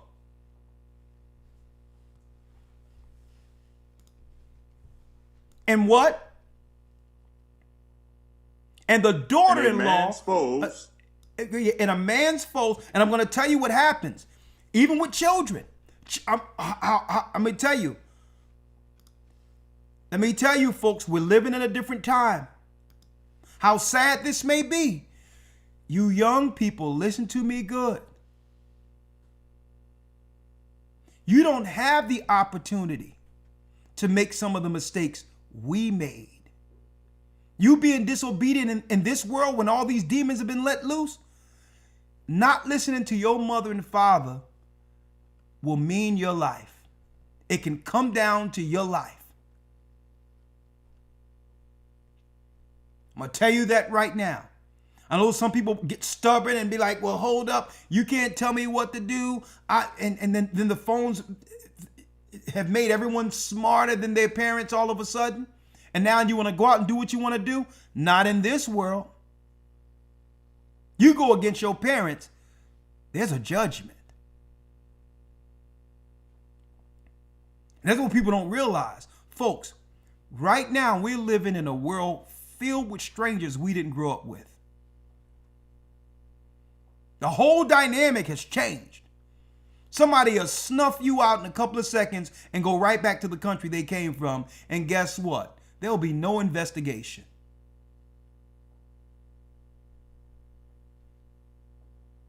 There'll be no investigation. Be like, well, okay, we living in a world full of strangers.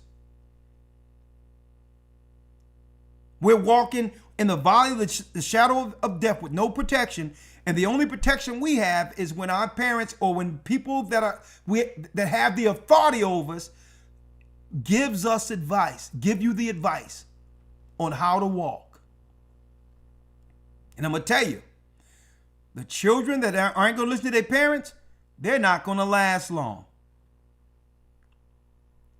They're not going to last long in the world we're living under right now.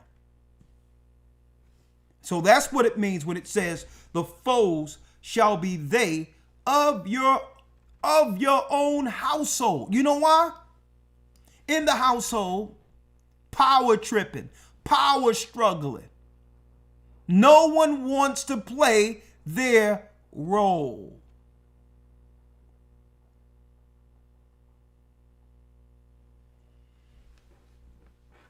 No one wants to play the role intended for them. And now the people in the household, they're enemies. Power struggling. And all of that was socially engineered into our communities.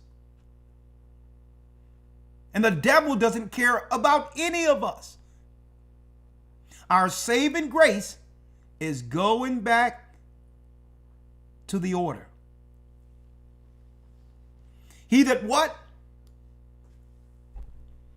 He that loveth father or mother more than me is not worthy of me. And he that loveth son or daughter more than me is not worthy of me. Now, how do we unpack that in the context of Christ bringing the sword? Well, according to the order, if you know you're right and the other one is wrong, sinning against God, are you going to choose this person that's doing wrong over Christ? Is the context. Right. You're not worthy of me. You know this person isn't right and is breaking God's law. So then we have to understand, okay, so how do we bring this thing back in order so to be hedged through what's coming? And this is why I'm going to this P. Diddy thing in a moment. I'm going to go there in a moment into this P. Diddy thing, just a couple of seconds into it. And a matter of fact, we may, you know what? We're going to end up making this a whole Patreon because this thing is way deeper than P. Diddy. It's the image. It's everything the synagogue of Satan needed as a part of their quote unquote alleged CIA programming of the masses for our children. Who's behind it? All of that. As a matter of fact, I want to jump right here because I'm going to have to do a whole Patreon on this. But let me go to it's not what y'all think it is, folks. And I am not in defense. Let me make it clear. I'm not in defense of P. Diddy or for P. Diddy at all. But this is way deeper than a lot of people think. Folks, where did organized crime go? Organized crime morphed into the corporations. So we're witnessing what organized crime was doing, right, in secret circles years ago, decades ago, in plain sight. And I'm going to show you, but they allowed us to introduce it.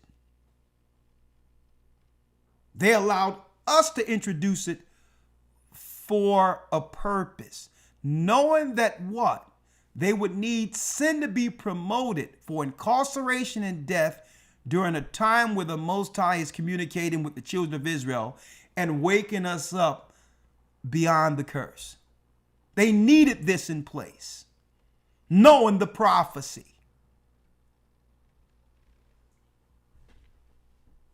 Our sin keeps us servants to Babylon.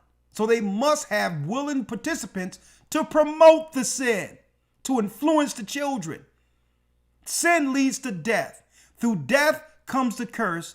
And then there's a generational cycle where they'll have at least another 50 years of our people serving them.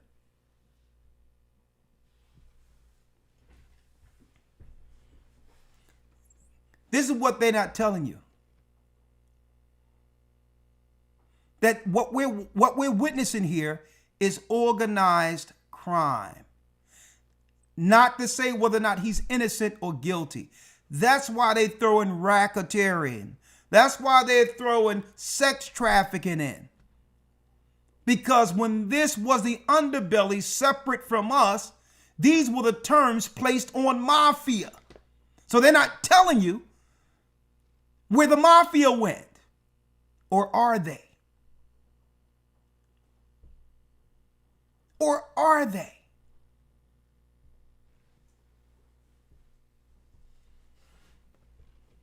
See? Was there an agreement made with the quote unquote Godfather? So I'll go into that in a moment. So this is how we overcome all of the mental illness and dysfunction.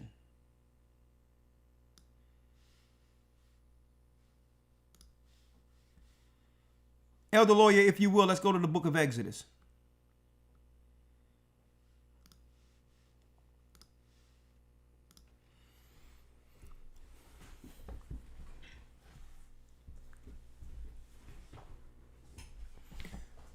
Folks, they're not doing anything they haven't always done. Okay, when it comes to Cassie or anything, let me tell you, there was always the pimp life, the organized crime life. There was always the women that was a part of all of that in Satan's circles. Okay, folks, we probably need to do a Patreon on that and talk about it, right? But there's no innocent party in any of that. But you know what? They all know what they signed up for. All of them.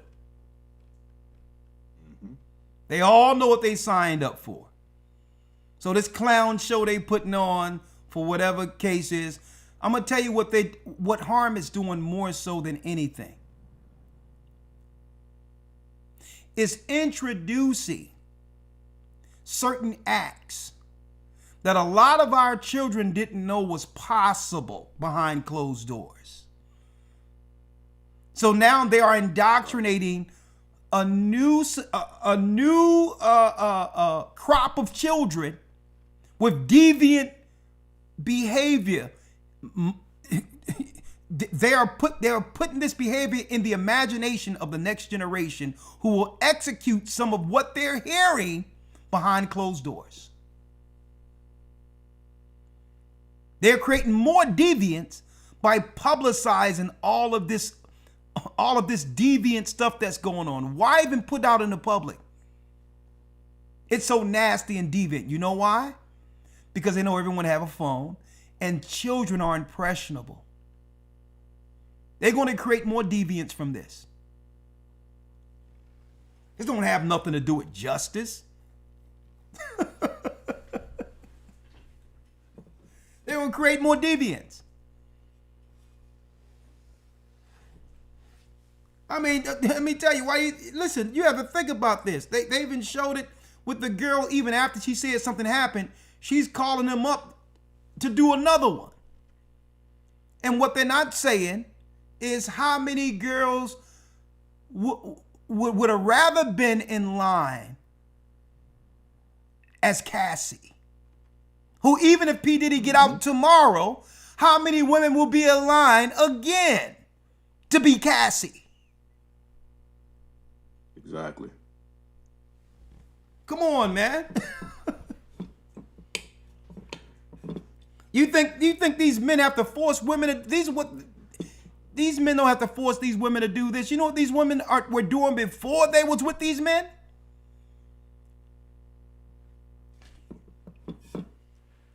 Mm-hmm. It's the life of organized crime. It's the chaos we will talk about of Babylon, and using this to program the generations into sadistic, sinful behavior. Let's go to Exodus. Let's read it. Let's Yes, read sir. it. Exodus 20, verse 1. Now, if you want to overcome dysfunction, this is how you do it. Read. And God spake all these words, saying, I am the Lord thy God, which have brought thee out of the land of Egypt, out of the house of bondage. Thou shalt have no other gods before me. Walk away from all religions and only serve the God of the Hebrews, Ahia. And walk in the paths of his son, Christ. That's number one. So now that takes away all the confusion out there. All these crazy religions out there. Right? Confusion was at the Tower of Babel. You serving one God, I'm not involved in nothing else. That's it. I'm going to deal with this God and the laws that pertains to this God. See how it works? And by doing this, you stay rational and what? Functional. Logical. Because now you have a foundation. I don't have to be curious about Buddha, some fat little thing on somebody's shelf. No. I don't have to be curious about Allah. No. It was our God before Muhammad was born. Okay?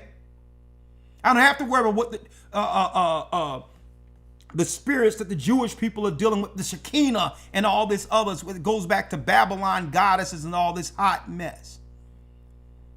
I don't got to worry about that. One God, number one. Read.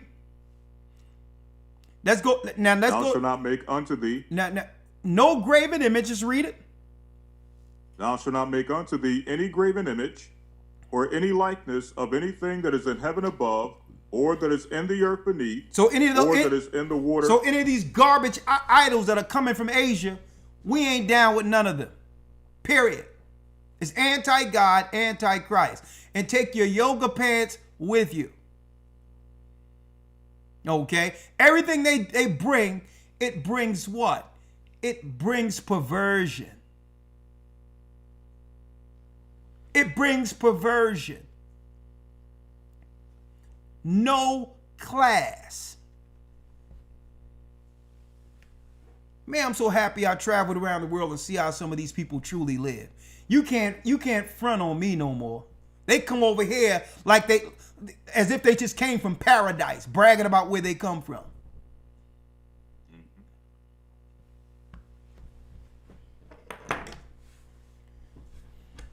Thou shalt not what? Thou shalt not take the name of the Lord thy God in vain. For the Lord will not hold him guiltless that taketh his name in vain. Verse 8. No, remember the Sabbath. Let's go straight down. Thou shalt not take the Lord thy God name in vain, for the Lord will not hold him guiltless that taketh his name in vain, which means we are accountable to the rules of this God. Okay? We are accountable to him. And we have to give him the full credit for everything. We're not to deal with these Gentile gods. And see, this, I'm going to tell you why the Gentiles don't want us thinking like this. Because their worships are connected to the merchants they send over here to get paid, to use us as consumers to get paid off of. And they are afraid that if we serve our God and embolden our people, that we would start putting finances towards the people who serve our God, opposed to financing them when they don't care about us anyway. And this is what the merchants, don't forget, folks, the children of Israel, we're their greatest consumers. So they are afraid if we begin to serve our God and realize that there are aligned as political enemies against us, that the last thing I want to do is give my money to a mercenary to kill me or to undermine me and my children and my family. So that's what they are afraid of. I don't know where you come from. You're going to come over here now. Anything that's going to go to our people who've been suffering here, I must now support your businesses while y'all just dry all of our businesses up and our people are starving with nothing and have nothing to give to their children. That's what they are afraid of. When we know our God, we're going to start looking at exactly where our money's going to. Is it going to the merchants who have been incentivized to destroy us?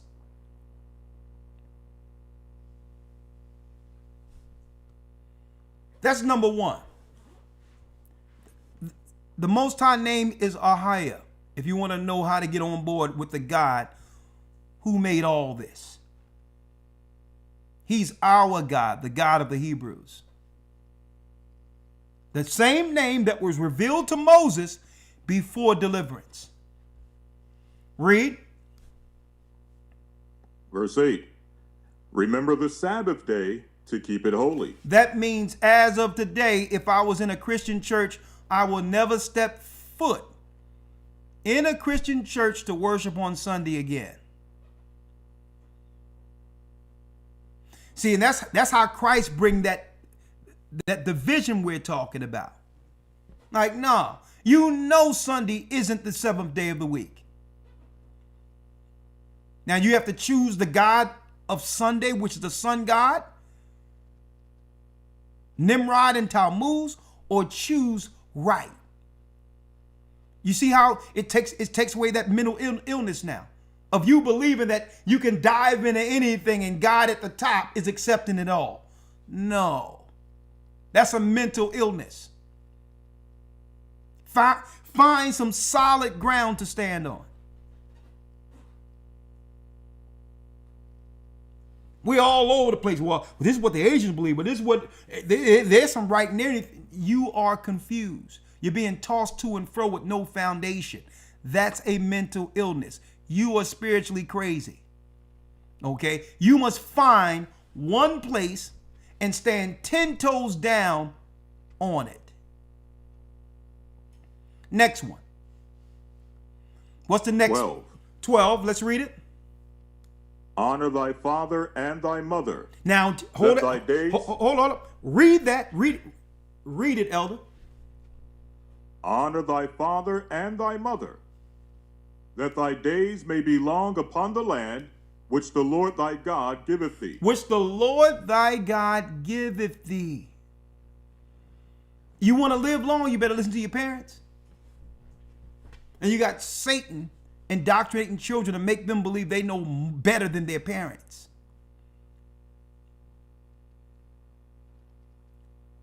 Let me tell you, these laws stand. Children, you listen to your parents, or your days will be cut short. That's Christ bringing that division. Oh, you want to do what you want to do. Oh, you think there's someone out there who will care more for you than your parents? Honor your mother and father. Respect your mother and father, or your days will be short. That's the Bible. And that's Christ bringing the division. Read. 13. Thou shalt not kill. Thou shalt not kill. That's murder. And I'm going to tell you, our people don't see no worth or value in their own people. They'll very well shoot their own. Not that it's good to harm anyone. They'll shoot their own like a dog in the streets. And the Most High is bringing division for that. Judgment is coming. We're showing you all the people who are mentally ill, who now Satan is using as vessels where these demons are entering them because they are not down with what? The laws the Most High instilled for a healthy life. For us to live a healthy life. So if you're not following these, Satan now can use these spirits to come in you and utilize you as host. And these spirits lead directly to death. Thou shalt not kill. Read. Thou shalt not commit adultery. Which means there's no such thing as we grew apart. What the Hades is we grew apart. That's straight garbage. It is what it is. Adultery. That's, according to the law, a woman with a husband sleeping with another man. That's adultery. Read. Thou shalt not steal. Thou shalt not steal. And you see what they're doing? Oh yeah, adultery is the other way around too. Thou shalt not steal.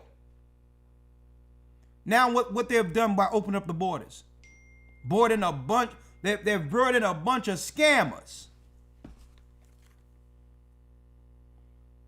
These East Indians coming over here, like how these people keep getting my phone number? Kick rocks already.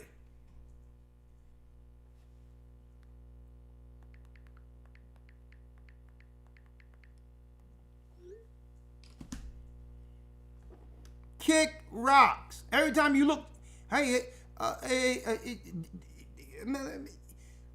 we want to sell you electricity, man. If you don't go somewhere,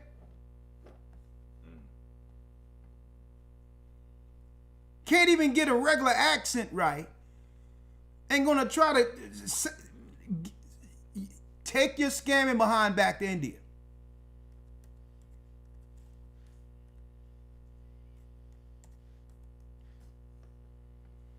Okay. Go back to New Delhi. Okay. Thou shalt not steal. Got these scammers coming away from India. Okay. And it's, you know that they're the original Babylonians too, them and the Iraqis. And we're gonna keep our foot on their neck in the next academy. All of a sudden, you got these East Indian doctors coming over on CNN. They're getting propped up, in the White House, in the administration there. We did not ask for these people. Okay? And now all of a sudden, they're all up within our mix. And I even see, I see them commentating on basketball. I'm like, what? What is this? Scammy, coming up in the United States, just bringing your devils and all that and scamming people. Thou shalt not steal, read. Thou shalt not bear false witness against thy neighbor. Thou shalt not bear false witness against thy neighbor, lying on other people knowingly. People who do this, they're mentally ill, subjected to spirits and demons to be controlled. Read. Thou shalt not covet thy neighbor's house. Thou shalt not covet thy neighbor's wife, nor his manservant, nor his maidservant, nor his ox, nor his donkey, nor anything that is thy neighbor's. That means what? We have to get out of this mindset of wanting what the Joneses want. Being jealous, comparing ourselves to other people without being content with what the Most High blessed us with. Always want what someone else has. Putting pressure on other people because someone got something and you feel it's deserving of you. That's coveting. Another scenario that's so hard, putting expectations on other people because your girlfriend got it or because this person got it. Now there's pressure in someone else's home. They travel, so we should travel. Well, they go out sometimes, so we should go out sometime. No. The expectations have to be made within a home and not coveting what other people are doing. But what did Satan do? he threw a phone in the mix. And through this phone, everybody have upped their expectations beyond being content. They're looking at these fake lives people are placing online, and now looking around at their home and thinking, well, is this all I get out of life? Look at what's going on here. Right. Instead of being content and satisfied with serving the Almighty and having what? Food, shelter, and raiment. With that, be content. And as long as you have that in a tight-knit family in place, you can always get money. You can always get money. Some people think that they need to leave their situation to start over to get money. Don't you know when you leave, you start over?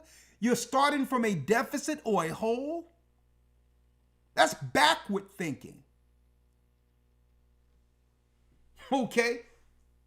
I don't think people know that the whole idea of corporations or business came from traditional family.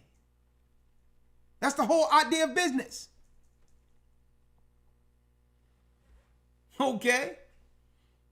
Husband, wife, children. If you got a farm, you don't got to pay employees because you all are working the farm. That's the original model for business. Family is the business. And people are wondering why they're mentally ill alone. Why? Because you've worked contrary to the traditional family. And now we're living in a world of what? Mentally ill people. And you want to fix it? Come back to God's law. It's that simple. Follow the commandments. A man, be a man. That's your role. Woman, be a woman. That's your role. Period. And guess what? Don't resent each other's role. Embrace your role as a man, so as a woman is to embrace her role and be satisfied with it. Before I read the last scripture, go to Ezekiel 9. Before I go to Ezekiel 9, Elder Lawyer, to show you, when they open up CERN and all that and let these spirits loose, that was intentional. Because it's to take out those who don't want to be in order. To take out those who don't want. You want to follow Satan? You think you got it going on by yourself? You don't need our God? You don't need traditional family? You don't need order? Well, guess what? He's allowing Satan to take you. Let's read Ezekiel real quick. Yes, sir. Ezekiel 9, verse 4. Let me get it. And the Lord said unto him, Let me get it real go quick. through the... Let me get it real quick. 1 second. Ezekiel. Yes, Ezekiel 9. And then I'm going to touch on this P. Diddy thing. But I'm going to do a whole Patreon on that soon. But I'm going to touch on what I'm going to be talking about. Real quick. Let's go to Ezekiel 9 and 4 and see what happens here. Yes, sir. And the Lord said unto him, go through the midst of the city, through the midst of Jerusalem, and set a mark upon the foreheads of the men that sigh and that cry, for all the abominations that be done in the midst thereof. So here it is. The Most High told the angels. We read this in Ezekiel, the 7th chapter. Revelation, the 7th chapter. To go set a mark on those who see that something is wrong in this earth, who want what's right, and is tired of fighting against everyone that's wrong. Set a mark on them. Those who want what life used to be, simple, a family protected, values. Go set a mark on those who want a better world. Right? Read. And to the others he said in mine hearing, Go ye after him through the city, and smite.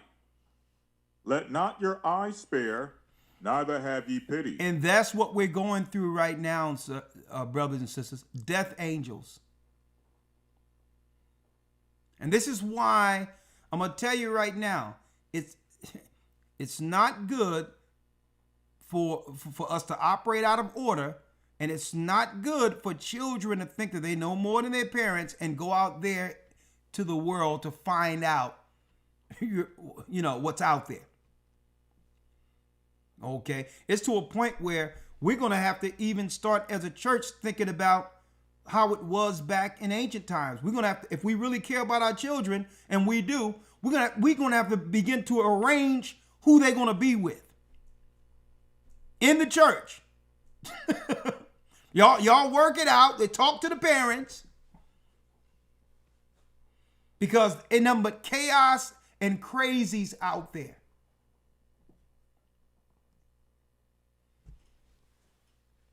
Go ye after him through the city and smite, and let not your eyes spare. Read. Neither have ye pity. Now look at the people that's being slayed. Now don't forget, Christ says he's going to cause a division, right? Slay what? Slay utterly old and young, both maids and little children, and women. But come not nigh any man upon whom is the mark, and begin at my sanctuary. And begin with my people who don't choose right. The Most High sanctuary are Israelites. If our people don't want to be right, they're actually stopping their own progress towards kingdom. Get rid of them. Let Satan take them. Begin at my sanctuary. Begin with my people. Read. Then they began at the ancient men which were before the house. And they began at the ancient men that were before the house, like your pastors. Look at, people talk P. Diddy. Check out what's going on with T.D. Jakes. Begin at the respected ancient, the leaders of the people. Total humiliation. What we're seeing is a judgment, a division. And this is how you overcome the death jaws of Babylon. You must follow the law, or you'll be subjected to the demons that have been released from the river Euphrates. That's what CERN is all about, releasing those spirits that have been bound since the beginning. They were bound.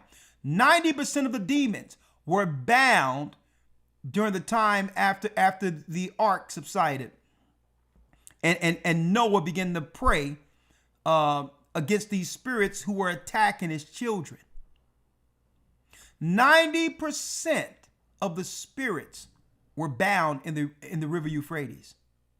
Well, it tells you in the book of Revelation that they were released. And that's what CERN is for. It's Satan's Tower of Babel machine to release those spirits. And when they released those spirits, they started bringing all the other nations from ancient Babylon into where we live. Set up temples to pray against us. And then our people went what? Bat crap crazy. Then they shut things down and they gave people a little shoddy shots. And the people have gone even more mad since then. Now, what happens when the people get the mark of the beast? Not the mark through the Holy Spirit that's provided for those who sigh and cry. What if people get the mark of the beast? Well, folks, the mark of the beast will literally connect you with the Tower of Babel. You'll be connected with it. So all we see here, you'll be connected totally to it.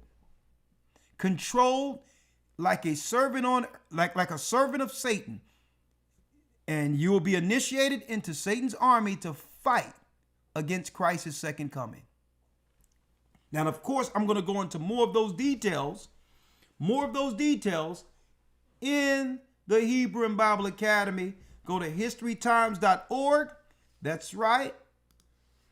From Babylon, Rome to America for the first time taught in the Academy. That will be the theme. We're going to start off from the Tower of Babel. I've just given you a little insight. I didn't go into all of it. A little insight to where we're going in this academy. Hit the like button. Now, Elder Lawyer, now let's talk about this real quick before I open up the phones. Can't stop, won't stop. Right? Everyone is talking about P. Diddy. P. Diddy. What's going on with P. Diddy? Now, this is what y'all don't understand. And of course, I'm going to do a whole Patreon on this. But it links directly into what I'm talking about, the spirits that will be utilized to taint our society. The greatest resistance we had as a people spiritually against the powers that be was the fact that we were what? But we were a Bible-believing community. We were unified. And you know what? We had no one else because there was segregation, and we understood the death that would await us on the other side of the tracks. We depended on each other for self-preservation, and we are all we had. And you know what? We had that Bible together. Lived a simple life, and you know what? Christ had the angels protect us under those circumstances. Right? So they had to shake us away, make us immoral. And that's where the media comes in. Now, I don't have no time for it right now. I wish I had time.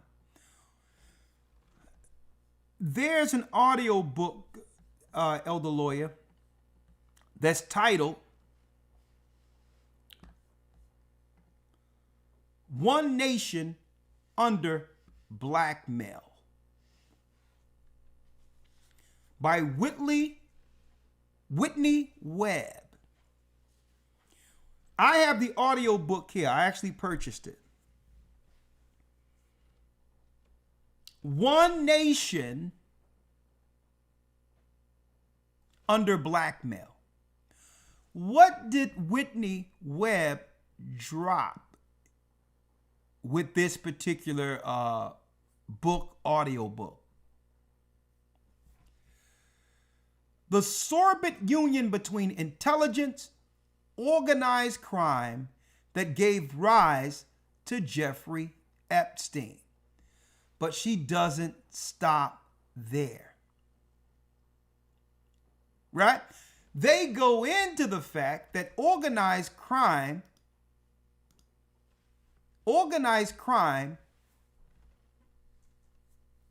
became incorporated.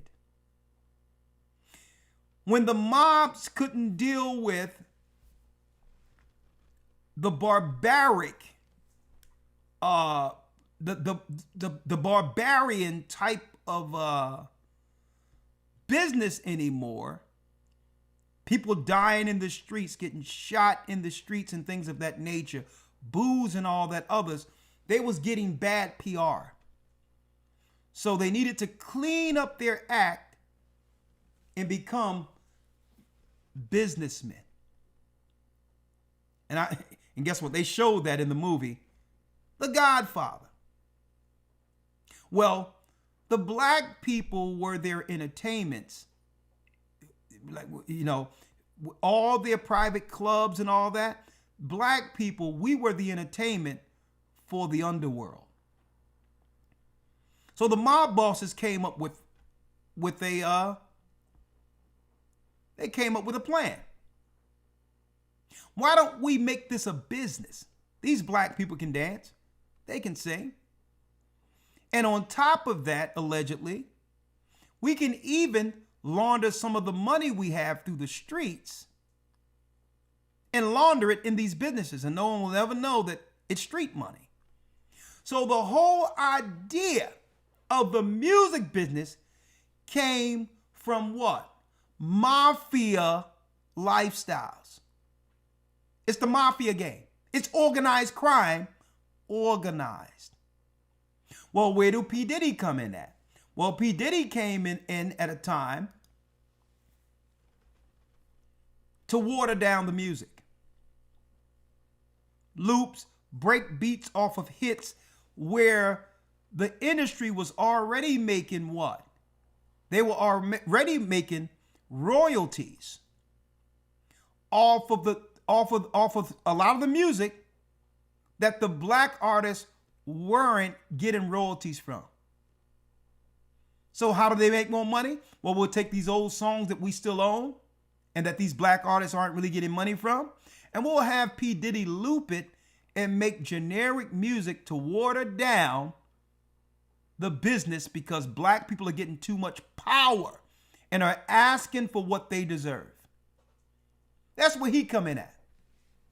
Well, come to find out that there's a connection between him and Frank Lucas's family. His father, a lot of people don't know, his father was killed for being an informant. This is not alleged. Working under Frank Lucas, the guy that we see Denzel Washington played a role in. So Diddy was raised in a life of organized crime. His family was a part of that family of organized crime. Now it's in the business. Why am I going here? Well, even Michael Jackson. Michael Jackson had this white guy who was hanging around that no one understood who he was, and this guy wasn't talented. His name was Frank DeLeo. Frank DeLeo mobbed up when Frank DeLeo was managing Michael Jackson. Right? Why am I going here? Now, I'm going to go in more detail when I do a Patreon on this. Folks, the music business is where the organized crime went.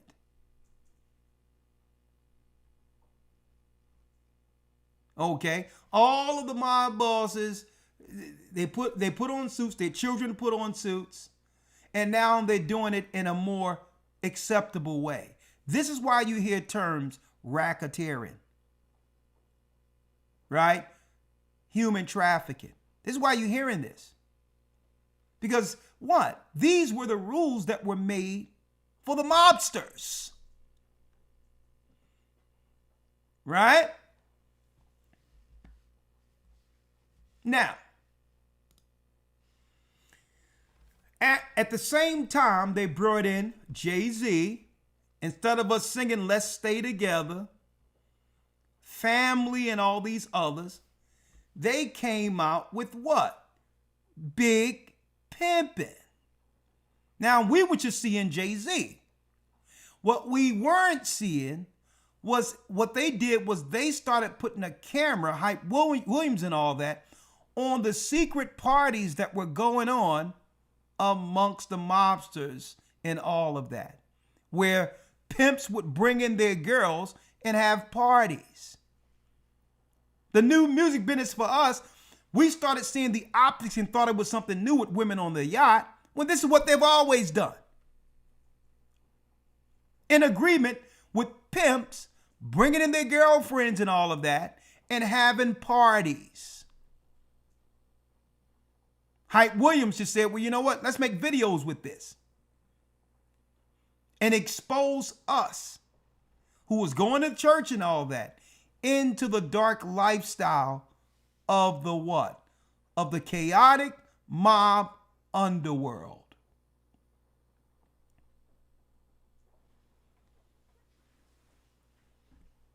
There is no innocent in this. It's all mobs. The same way they used to hire Sam Cooke. and all that to come to their clubs and all that before TV and all that became a thing. Folks, it's the same thing. It's just on a higher level, a greater scale. This is where the mob went. Okay? So understand, I'm just putting that out there to say, listen, everybody that's participating with this is in agreement with it. There is no victims. It's organized crime. Okay?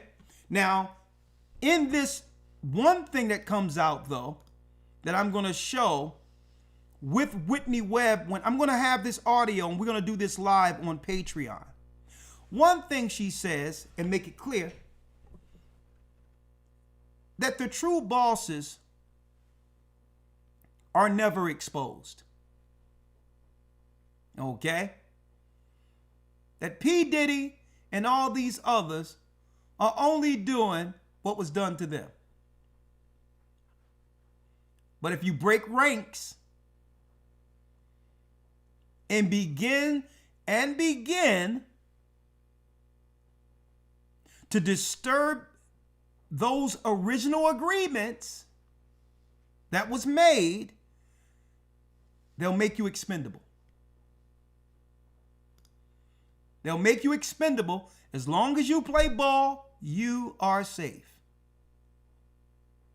Now, Elder Lawyer, I'm going to have a Patreon when I get back. To the States. I mean, get back home after we travel to see our family this weekend. I'm going to travel there. One thing that I want to break out with this, when it comes to this P. Diddy thing, it was about influence our children with Jay-Z and all that, with the music, into the dark, sadistic, satanic, perverted world.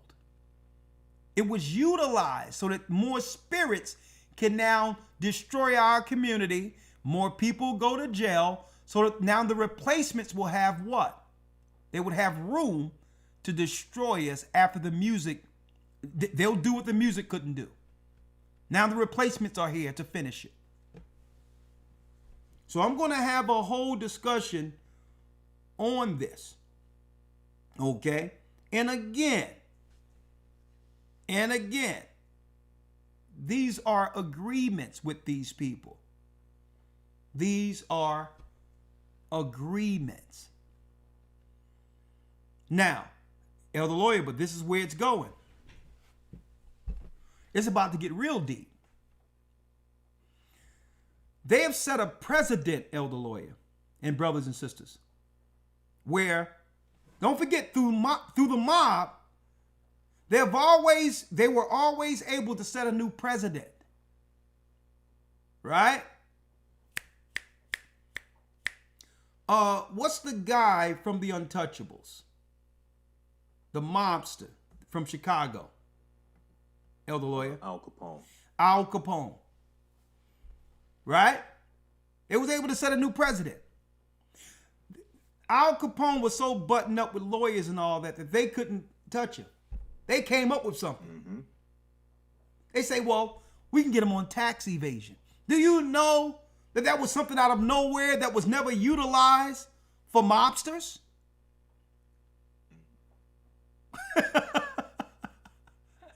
Usually tax evasion would be regular businessmen or whatever the case is, right? But because he had books to show that there was no taxes paid for these specific books, running numbers and all that, and they was able to get those numbers, they was able to use a loophole to take down Al Capone. Now check this out. They have what? They're starting up with a new president now, organized crime. Now, racketeering and human trafficking is when someone flies in from one state to the next. Now, I want y'all, now check it out now. You've heard it here first. The majority of our people who are making money, be it football, basketball, and the music business, are done. Because they knew they was going to put this president in place. This precedent. Mm-hmm. So now, how long have athletes been flying women out? Since it became a thing on Instagram. Think about that. And what are they showing in this trial? They're showing text messages and all the proof of interacting with these high influential men. Well, folks, now they're gonna be able to put a one-man RICO on any black man that flew a girl out who she feels she didn't get what she should have gotten out of the interaction. A lot of women who've been flew out with these athletes, they're looking at their texts in their phones now and saying, if I say that something happened, I know I can get a couple of million out of this. It's about to get crazy with the president that was set. And that always come back to what? Men are going to have to fall back to the traditional way of finding a woman and going on with your life. Athletes and those of high influence, they don't want you to have money that can help your people in a time that we're going to need protection. That's what this is about. They are incentivizing the strangers. They have incentivized all of them to come over here to press upon us, knowing that the children of Israel has awakened. And the last thing they need is people with generational funds that can protect our people. Okay? Money is a treasury. Money is a defense. So what they did with P. Diddy has nothing to do with P. Diddy. If they put this thing on a book that you fly someone out and that's human trafficking, all of the athletes can be now blackmailed. They all can be compromised. You either play ball the way we tell you, or your life is ruined and all that money is going to go to that what?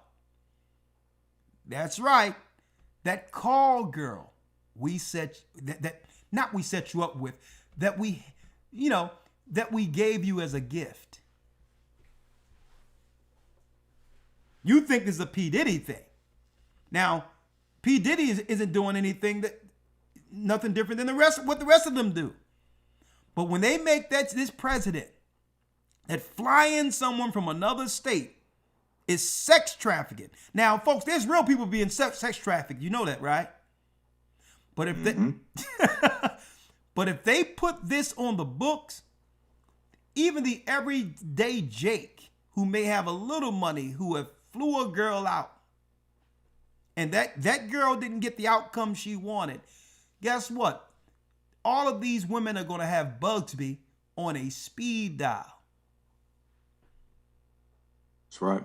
On a RICO charge. Just for flying a girl to where you are is a crime on the books now. Now, the salacious stuff they're talking about, I don't want to get involved with because there is no racketeering going on right now. They're just talking about what people did in a room and all this other crap. But again, this is about a money grab. Because men in particular, have pivoted from the old way and see how the government have been using situations to keep us broke. So men have started to maneuver to save or to keep whatever they can actually accumulate, knowing that the government got sly ways of just pulling money from under men, stopping men from progressing above the status quo. But I'm going to tell you this right now, folks. They're going to have one-man RICOs all over the place.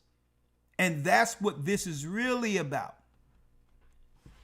It's organized crime that they're now going to place at the foot of our community and make black men the face of it. That's what this is. And guess what? Hey, Passport bros. I know you saying, well, at least I can go somewhere else. You think they're not planning this for you too? Mm-hmm. It all comes down to doing what God say. Get you someone and go on with your life, and you both follow God. Everyone else is going to have a mark on them, and we'll be taken out. We'll be taken out. Unfortunate, well, it's the way it is. Satan can make up the rules as they go. You talking about it ain't fair. When has it ever been fair for us? Right? It ain't, listen, coming over in the belly of ships, that wasn't fair. Right? Conquistadors coming over here, they putting, you had them come over and put diseases in blankets. That wasn't fair. When are we going to learn the devil don't play fair? But we have to maneuver accordingly. And it's to a degree where the Most High is only giving us one option.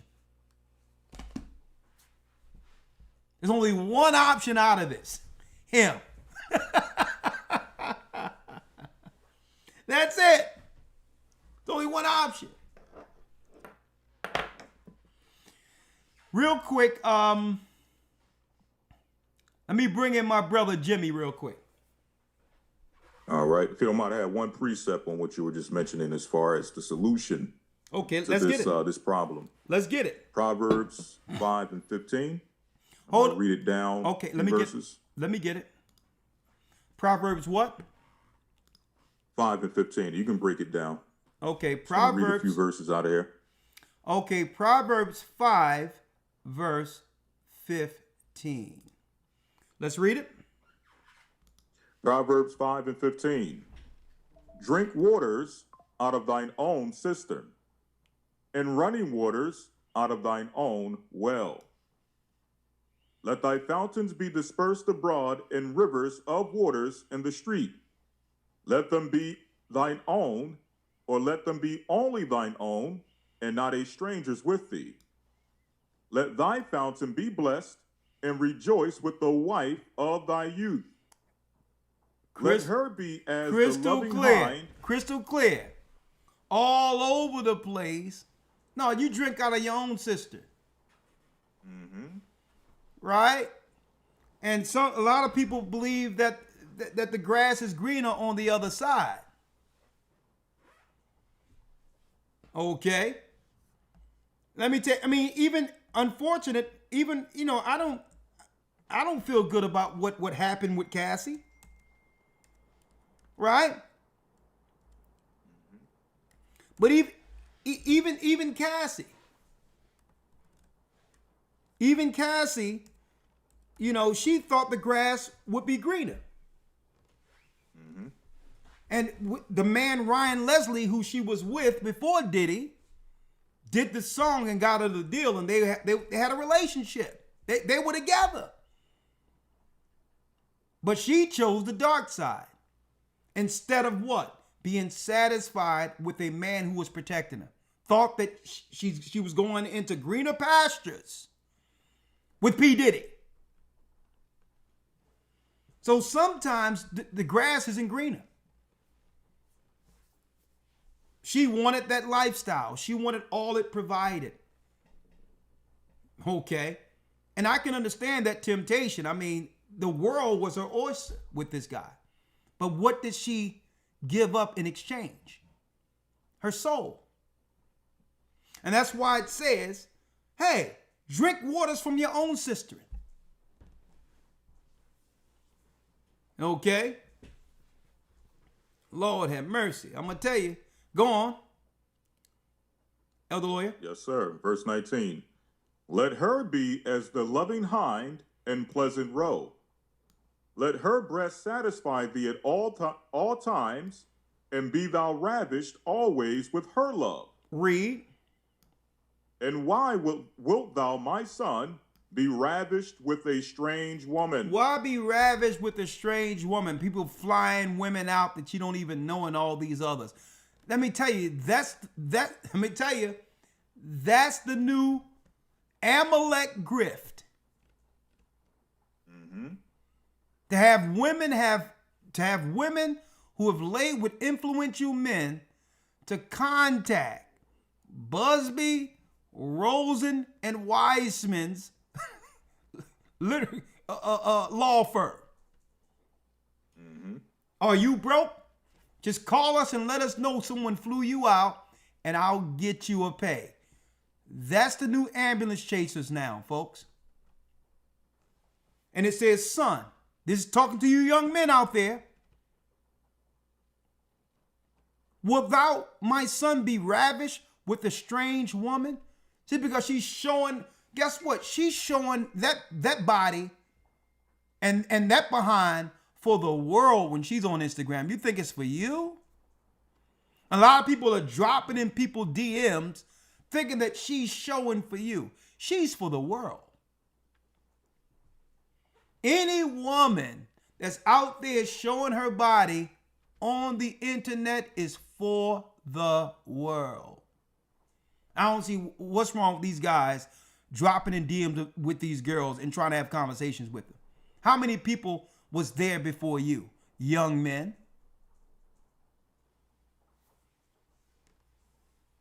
My son, be ravished with a strange woman. Wilt thou be ravished with a strange woman?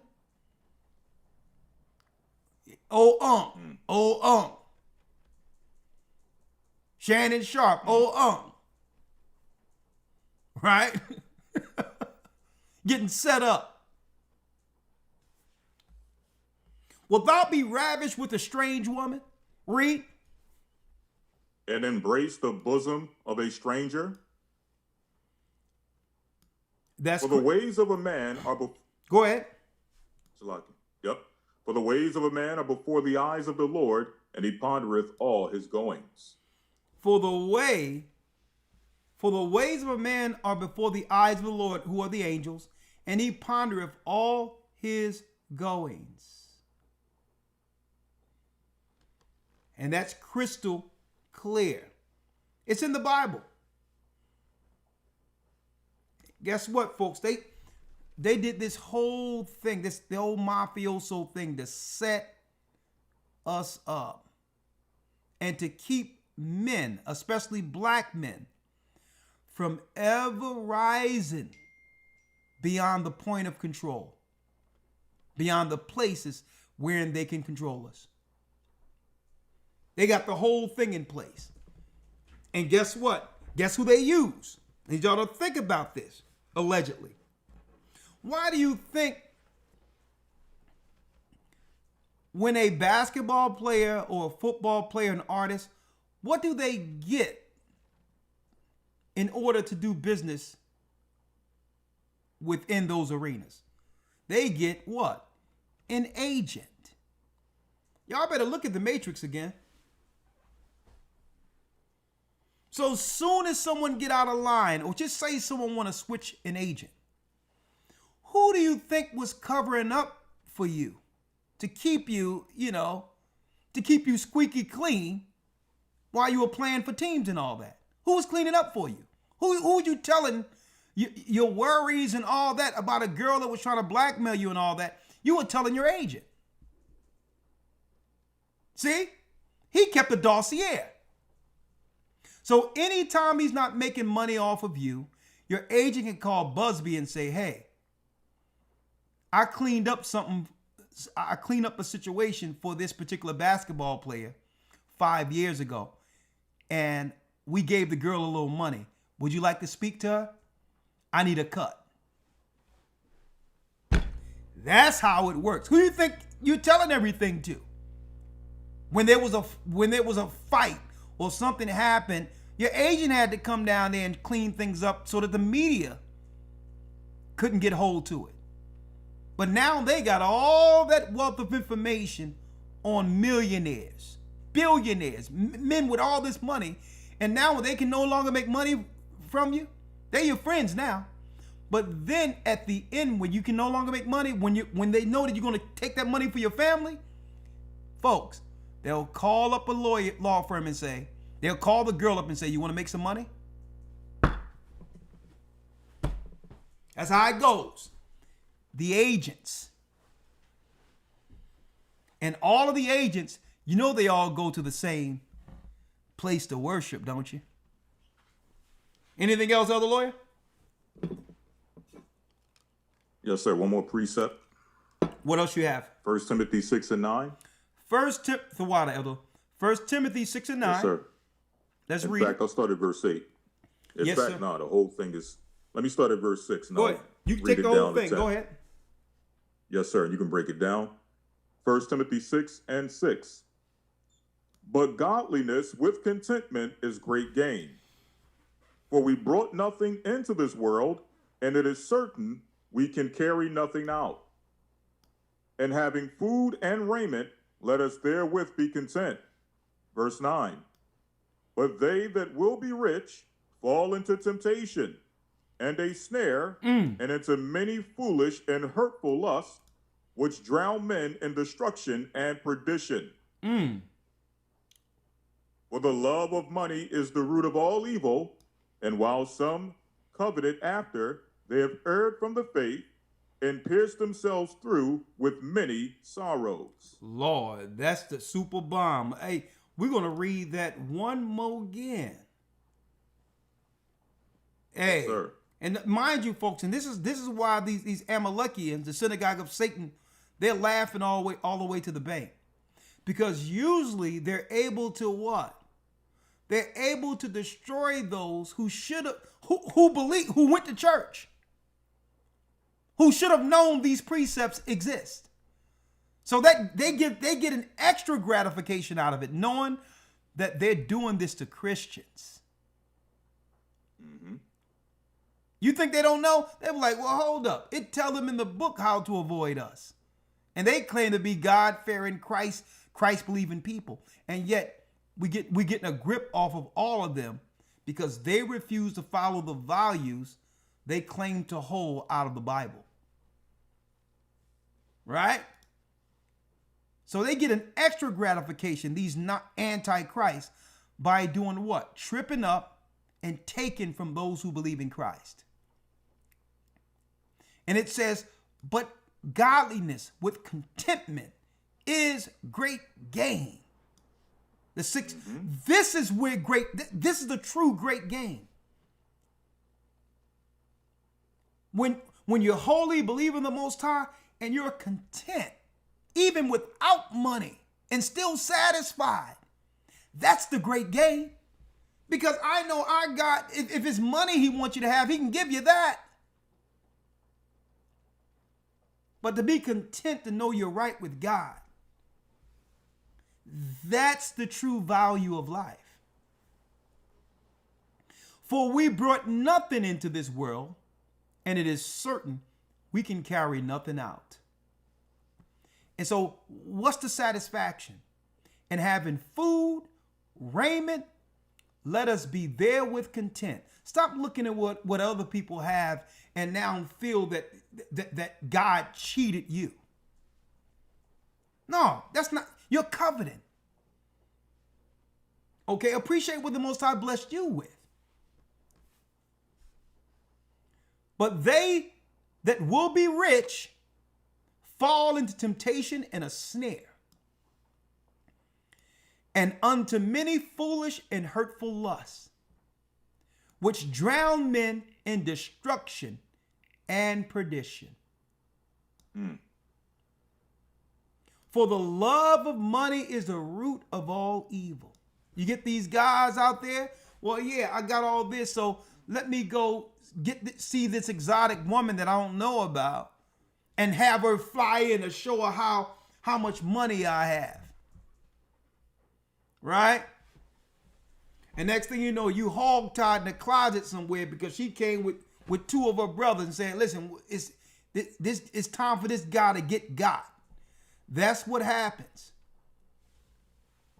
Instead of just getting you a nice girl, believe in God, believe in Christ, haven't been all in the streets, I'm going to tell you, there's young ladies who would appreciate a man that has something. Instead of just flossing and getting girls out of Magic City with tats all over them, gunshots, you know, in their cigarette burns on them and all this other stuff.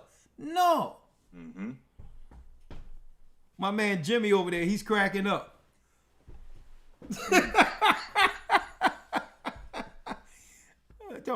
Go on to mention this as well. So in verse Salaki, and you can finish it off in 10. Yeah. It says, but they that be rich fall into temptation and a snare, and into many foolish and hurtful lusts.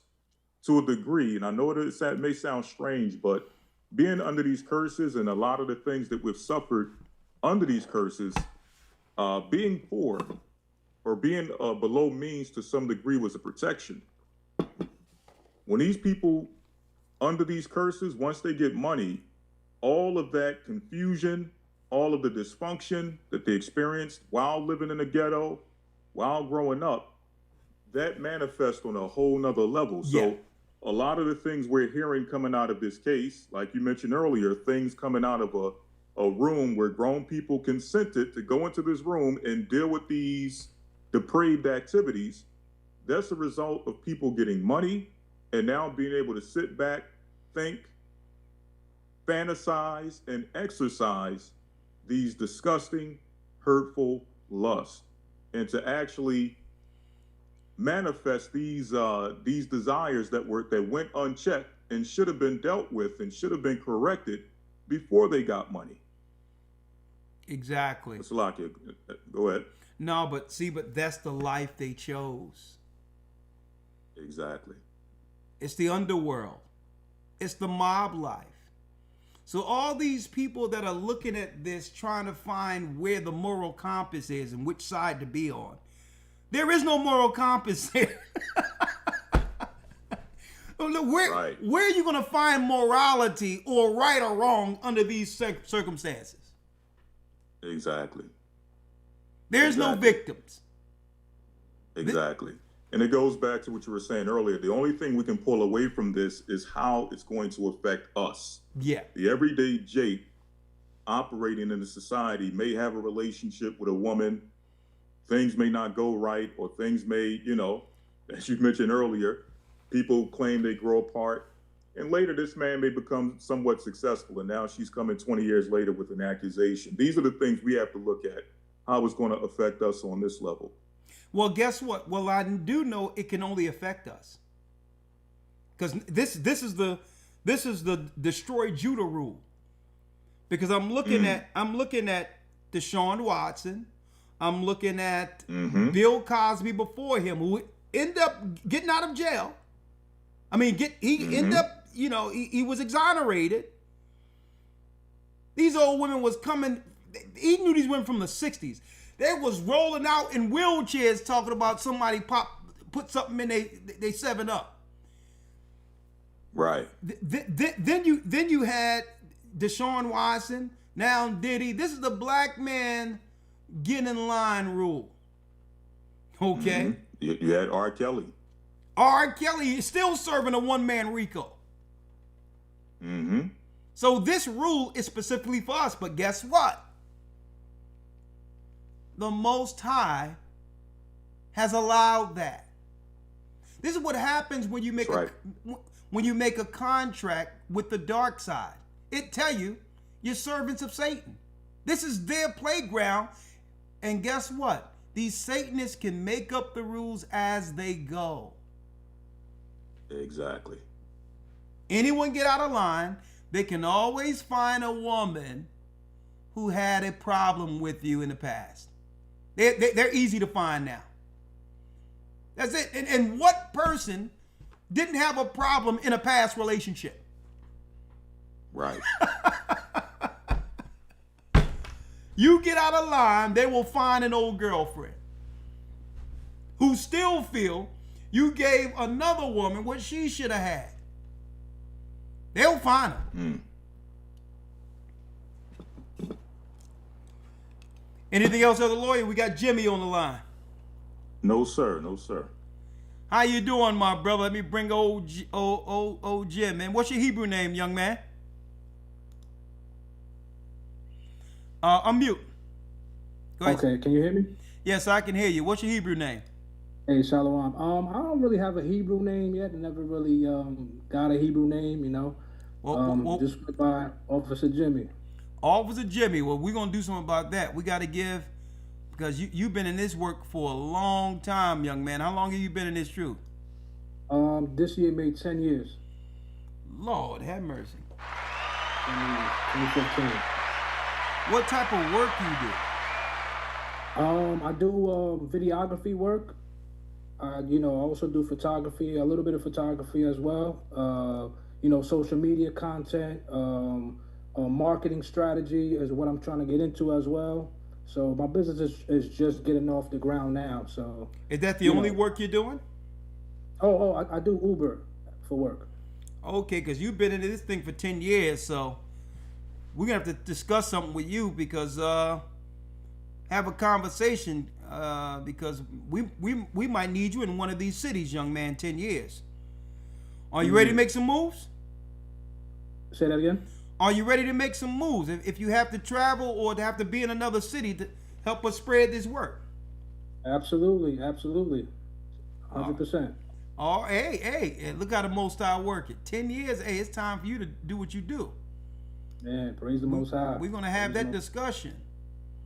Yes, but in the meantime, let me pull up some of your work. I thank you for the Hebrew and Bible Academy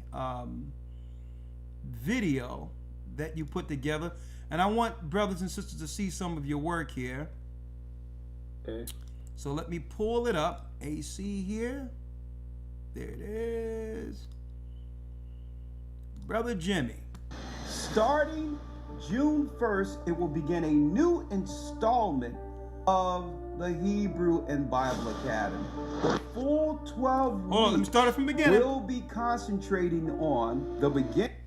Starting June 1st, it will begin a new installment of the Hebrew and Bible Academy. The full 12 weeks will be concentrating on the beginning and fall of Babylon, history, the understanding of the religious aspect of Babylon, as well as what?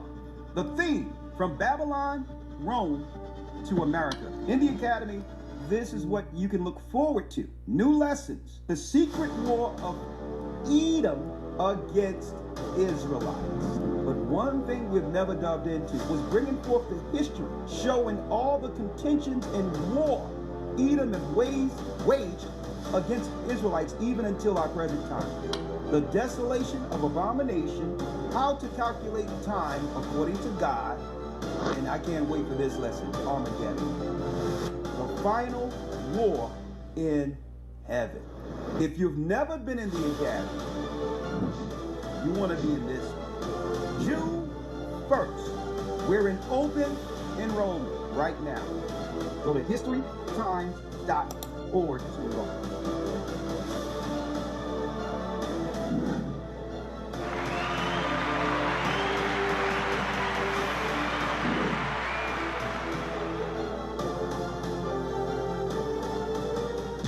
Hebrew and Bible Academy. You're invited. Whoa! Oh, brother, you went in, my brother. Was a very delicate woman. Oh, man. And All beautiful. praises. Praise the Most High. All glory to him. All glory to the Most High. Well, I wanted to thank you for that. Obviously, to have made that particular video. How did you go about doing it? Getting the footage or whatever? What spurred that? Because I don't believe I asked you to do that. So Yeah. I seen that the Academy was coming up. I always wanted to do it, because I'm like, man, like, how do I get people to get interested? Cause I want to give, send the link to the Academy to friends and family, So I'm like, how do I get them interested in getting into the Academy, And then Shawan contacted me, and because he had saw my other work that I did for the Passover. I'm not sure if you've seen the video that I did for the Passover. yeah, It was Yeah, it's called Transformation of the Saints. So he seen that video and he said, "Hey, Academy's coming up. Won't you do a little promo?" And I said, "Oh wow, definitely. I always wanted to do it." So I got working on it right away, and yeah, just put it together. And I wanted to make it interesting because man, people don't know what they're missing in Academy, man. People don't know what they're missing. So I know with this, people are like, listen, I can't miss this. Or if they never been in academy, they're gonna wanna get into this academy here. So I definitely wanted to do it, and I've been doing this type of work. I'm just starting to get into the animation and whatnot. So I wanted to put it together, and hopefully people can join, and this can be the very successful academy. Well, thank you, brother. And of course, we're going to use more of your work. I love the production. We have Sandy, who he used to put together our videos and make it more dynamic and all of that. Until YouTube started, hitting our pages with stock copyrights, because he was, it's hard to use anything anymore without YouTube coming against us. But I really appreciate your work, brother. But go ahead. I was gonna say that. Yeah, a lot of times they get it's copyright infringement and whatnot, but I use AI image. That's the good thing about using AI images, because it's not copywritten. Okay. So I use AI images. Certain videos, of course, your videos. Okay. I put it together like that. So it's a little bit easier now to put a video like that together. And and I just want to say too, I want to thank you as well, and give you honors to the elders, because I remember we had a men's meeting a few years back, maybe this last tabernacle and the one before that, and you were just telling us that men, we have to be more self-sufficient, and use the gift that the Most High gave you, for the work, and you and also Deacon Hazat from our church, he used to have meetings with the brothers, saying that, listen, we got to be self-sufficient.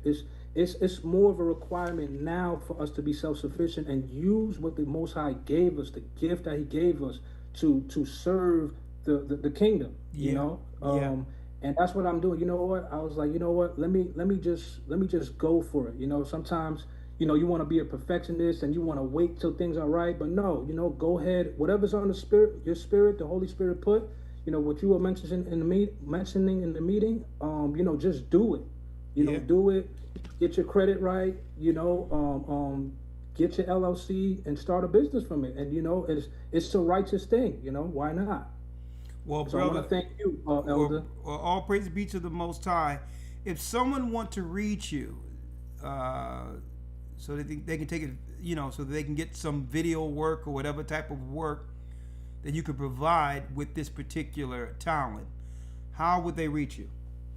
Okay, so I'll do videography work where I actually, go and film within the New York City, Jersey, and Philly, PA area. Yeah. In Connecticut as well too. I'm able to travel. And if you want like content creation or editing work done, you can contact me right now only through my Instagram. My business page is Inner Kingdom Branding. That's Inner Kingdom Branding. It's Inner Kingdom Branding? Inner Kingdom Branding, yeah, on Instagram.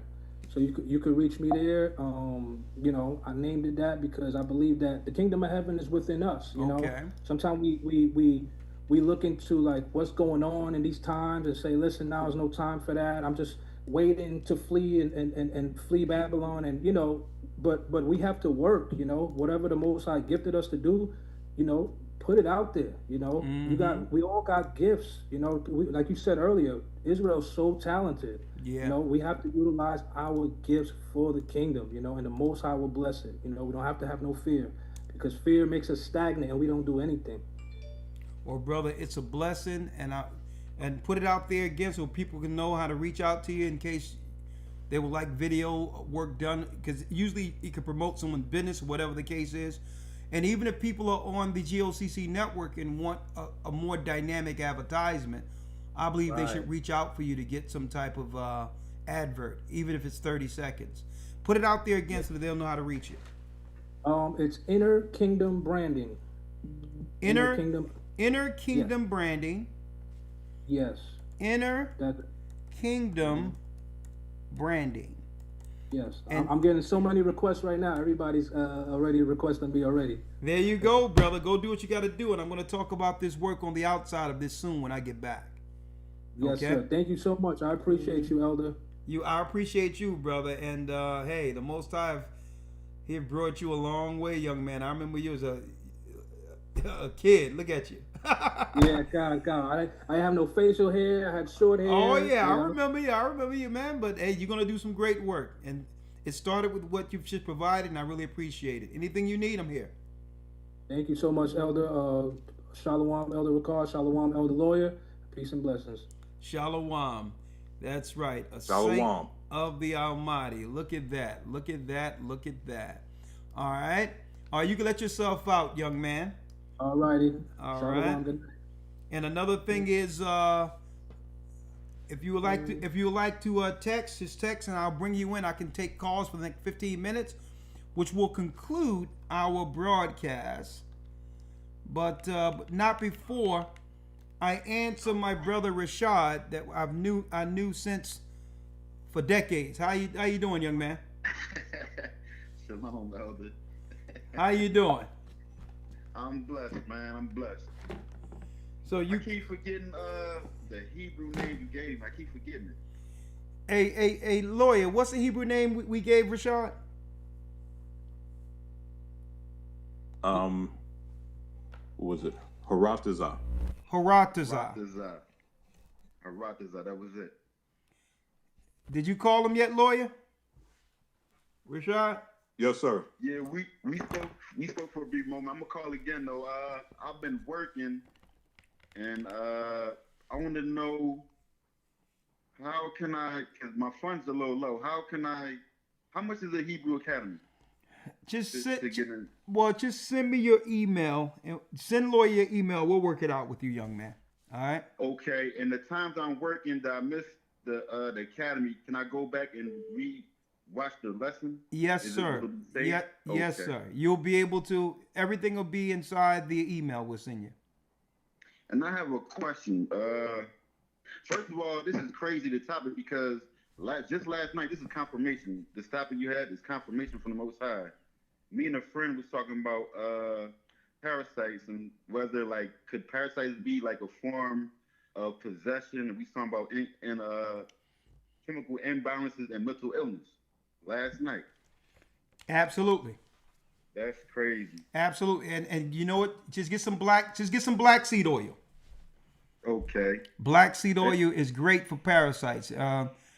What I did today, and I'm going to start doing it every day, take a few ounces of nice filtered water, cayenne pepper, some lemon juice, and apple cider vinegar. Hit that early in the morning, and a tablespoon of black seed oil. So it's cayenne pepper, lemon, a little bit of water, And apple cider vinegar, but make sure apple cider vinegar make sure with the the mother. make sure the mother is in there. You shake that real good. Right. And and I have some black seed oil too. So take a tablespoon of black seed oil. Parasites cannot live in you. These are spirits. All right. And another thing, in 2019 I was diagnosed with diabetes. Now these doctors try to tell me that you can only reverse it, it's not a cure. But deep in my heart, because I know the Most High gave a cure for every disease. Well, first of all, they can't tell you there's who are them. And you have to realize, brother, that what they try to do is get us upon that stuff. Right, the metformin, but I don't take metformin or anything of that. I try to eat right. Right now, my blood sugar level is like level right now. Yeah, just eat good food. Make sure if you can. It's hard. They're priced as out of organic food, but make sure don't eat too much fast food. Get organic when you go to the market. You should be fine because they're always down us with some crap to get us on that stuff. And usually when you get on that stuff, it's almost over for you. That's how they replace you. All right. Right, because I used to take it in the beginning, but I stopped a long time ago. I stopped taking it. Well, hey brother, it's best to deal with what the Most High have given you. Natural herbs, good food, and you'll be fine. I'm seeing the majority of the people that I know that was on that stuff is no longer with us. So would they have lived longer? I probably I would think so. All right, brother. So I'll call you soon. I got your number. All right. Okay, no problem. Thank you. My brother. All right.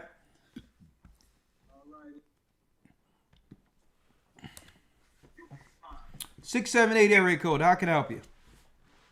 Yes, how are you? I'm blessed by the Almighty. Yourself? Your name? My name is Annette. Do me a favor, Annette. Can you mute the YouTube? Okay, I'm sorry. Let me mute it. And so I was calling because I was listening to the guy that said about the diabetes, and I just read somewhere today that when it comes to that the body is lacking two minerals, which was chromium and a vanadium.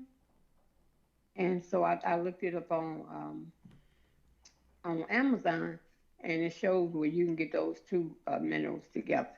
Okay. Yeah. Well, thank you. Yeah. And then what are those two again for the people can hear it? What is it? It was the chromium and the vanadium. Okay. Well, I don't know. Two minerals. I still need people to make sure. I have to say this for the protection of the channel, that still consult a professional. Yeah. That you can trust. Let me put it that way. Oh yes. But go on. What else you have?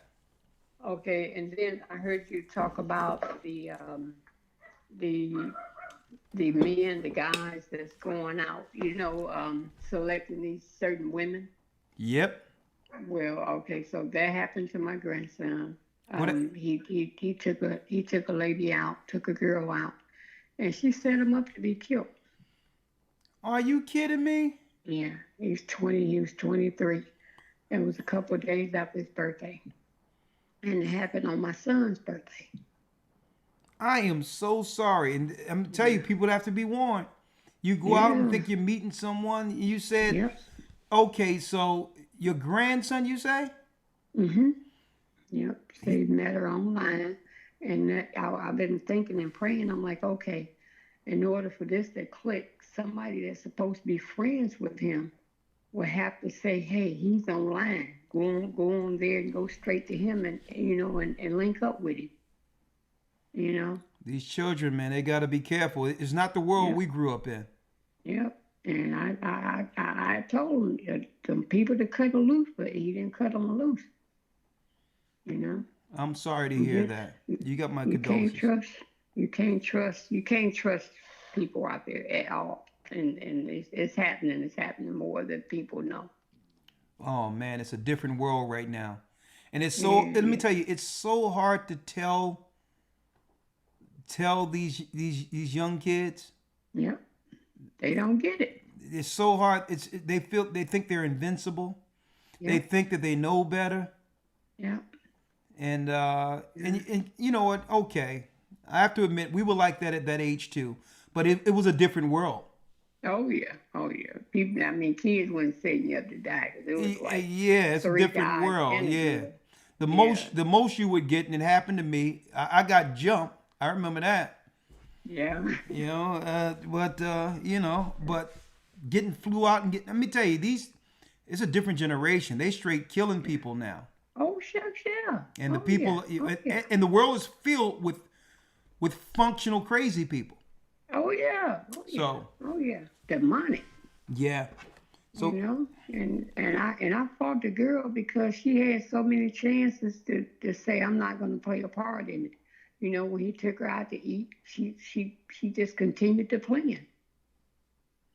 She took her out to eat, and then the boy saying, well, okay, bring him over here to the park and we'll be waiting on him, kiss him and tell him good night. And, and I'm like, Lord, I can imagine how he felt when he had 3 guys against him with a gun and it was nothing he could do.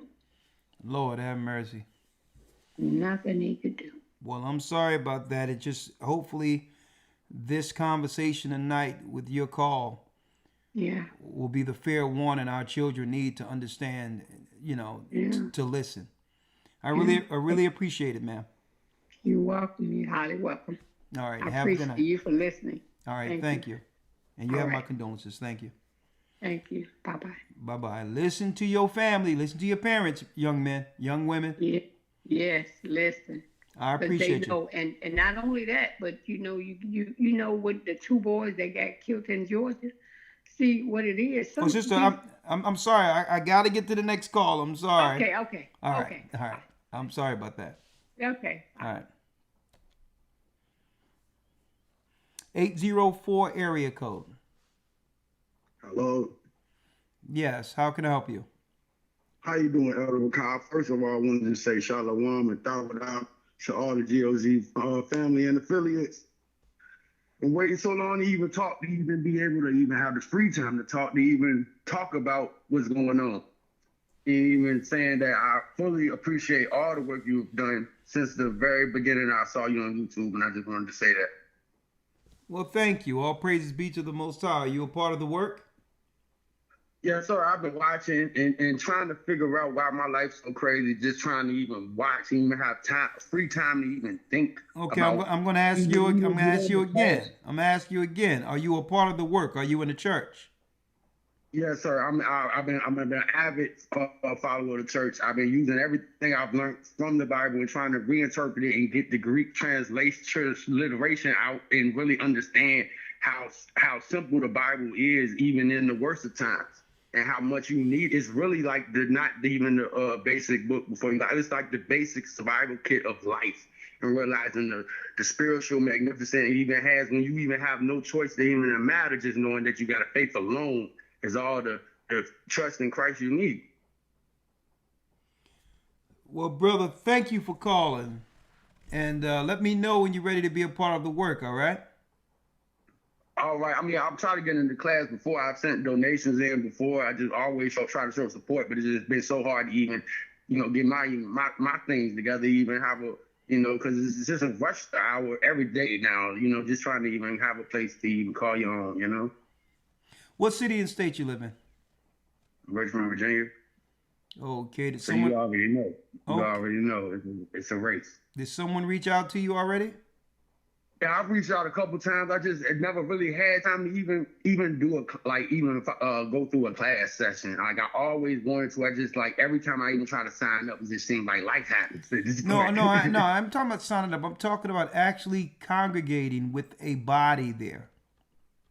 No, I've never. It's just never really happened. I tried to congregate with a couple other. I think it was with the blue and black shirt. I think it was not IUIC, but the other one. I forgot the name of them.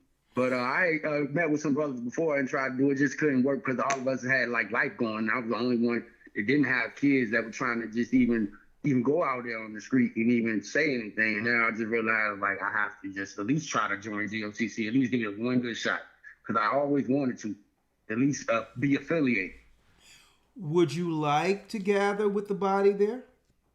Yes, sir. All right, one moment.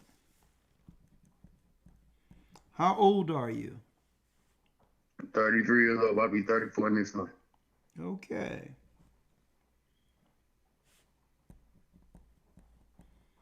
Let me have your name, young man. Joshua Jones, my government name, but my Hebrew name was Jonah. My first Hebrew name, I thought I was Jonah because I'm not even trying to claim a Hebrew name Joshua right now with all this stuff going on. Well, that's your name, brother. Your name is Joshua. I know, right? So how can I even dodge my name at this point? Well, you know what, brother? We're going to call you and see if we can get you on the right path to get into this work, all right?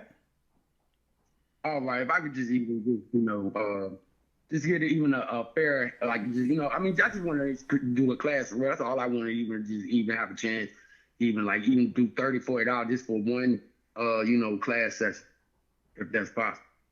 Well, brother, don't worry about the money. I'm going to call you up, okay? All right. I appreciate it, Elder McCall. I always appreciate it. My brother. My brother, bless you. Yes, sir. All right. And real quick, I would like to say this. Lawyer, you there? Are you there, lawyer? Yes, sir. I'm here. Did you get that box of popcorn that sister and brother sent? I did. Man, it was amazing. Man, did you taste the cheddar situation? Yeah, there was a few of them. I had the spicy cheddar. You mean the spicy cheddar with the caramel, or? Yeah, the spicy cheddar with the caramel. Yeah, it was, man, out of this world. Man, for those who don't know what I'm talking about, Lord have mercy, our people in the truth have some talent. For those who don't know, Crazy Corn gourmet popcorn, folks. Mm-hmm. This is people in the family in the truth did this. They're from what? Katy, Texas. Katy, Texas, from the Texas body, has gourmet popcorn, folks. If you're listening to me, this is some of the best stuff I've ever tasted. It's organic popcorn, folks. Don't tell me our people aren't gifted. Man, I've never tasted popcorn this good. But this is what I need because I don't have too much of a sweet tooth anymore. Excuse me. And I'm going to call you also. Can you do the cheddar cheese, but make it cheddar cheese and spicy? A few bags of that. No, not the caramel cheddar, but the cheddar. Make it a hot cheddar, like a chili cheddar with some salt in it. Elder Lawyer, tell me that won't be popping. Make that a double, because I'm on the same vibe.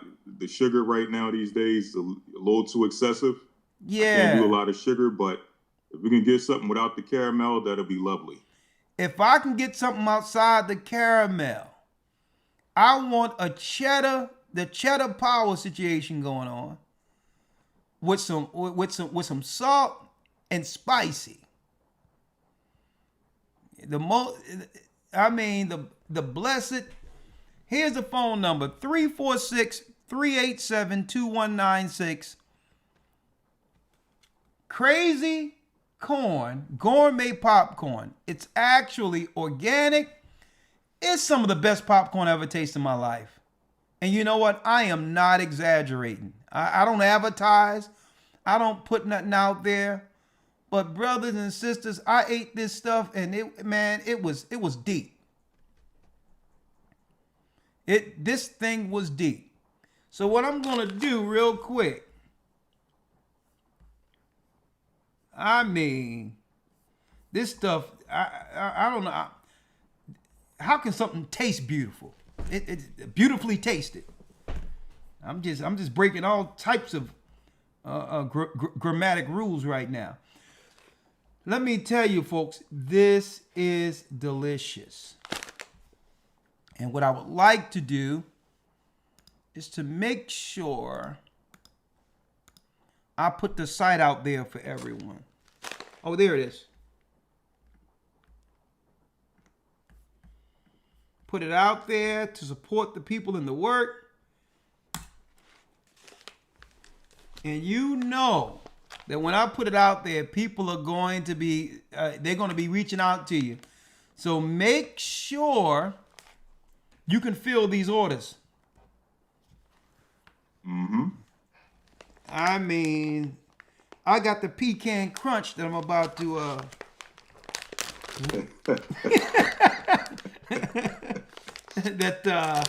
I'm about to rip into right now. The water ahaya. In the name of Yeshua, Amen. God. Lord, I want the spicy cheddar chili. It's too sweet for me now. But I need you can call it, you can name it, Elder Recall Special or whatever you want. What we need is some spicy cheddar with a little salt on that thing. Bring it home. Mm-hmm. Hold on, 253 area code. Hello. Last call for this evening, because after dark it start getting deep out here. My name is Leonard King. I'm actually calling just to say I appreciate you good brothers and what you're doing. It's my first time actually calling. I've been watching you guys for about 13, 14 years now. So I figured give you a call. 13, 14 years. Where you from? City, state? I'm originally from the state of Illinois, but I live out here in the Seattle area. You know we got a church there. That's what I was calling for. I'm pretty I'm gonna be honest with you. Who am I speaking with, if I'm not asking? You're speaking to Elder Ricard. That's who you're speaking to, sir. All praise to the Most High. Man, well, you know, I'm skeptical of where I'm at because it's just something strange in the neighborhood that's been going on for a long time. And I've been back up real quick. You say you're skeptical about what's going on in your neighborhood. What's going on in your neighborhood? It's just more of like the spirit of the Most High ain't out here, man. There's a lot of I want to say posers, and you know I'm a man that have children, so I try to keep my babies as close as I can to me, so I don't really affiliate with a lot of churches anymore. Or, you know, I might have seen the Israelites maybe once or twice in 13 years, man. What's your name? My name is Leonard King. How old are you? I'm 42 years old. Well, I'll tell you what, we don't got to talk here, but I'm going to give you a call, and we're going to talk about how your family can connect with the body there. All right? Yes, sir. My brother, welcome to the fold. 14 years, you about ready to do something. Yes, my brother. Shalom. Shalom. All right? Well, Elder Lawyer, that concludes our broadcast for this evening. We're the Gathered of Christ Church. The lesson, overcoming the death jaws of Babylon. I hope you've been edified and understand that we're up against the dark side. But yes, we are the children of Israel. We are back. And with Christ on our side, the Babylonians cannot win. With that, may the Most High be with you. Stay prayed up, sin not. Thank you, Elder Lawyer. Keep in mind, we are the children of Israel, and the Most High has called us back. Have a good evening. Blessings, Lawyer. Yes, sir. Shalom. The east is where Shalom. from the 12 tribes of Israel. HistoryTimes.org. The Assyrian king, he took us down, we fell. With a great escape, we went through the Euphrates. The Lord held the water still. To a land where no mankind dwelt, we went. The 12 tribes of Israel. So we be Manasseh, the Cubans, Ephraim from Puerto Rico, and Valley from the Isles of Hawaii.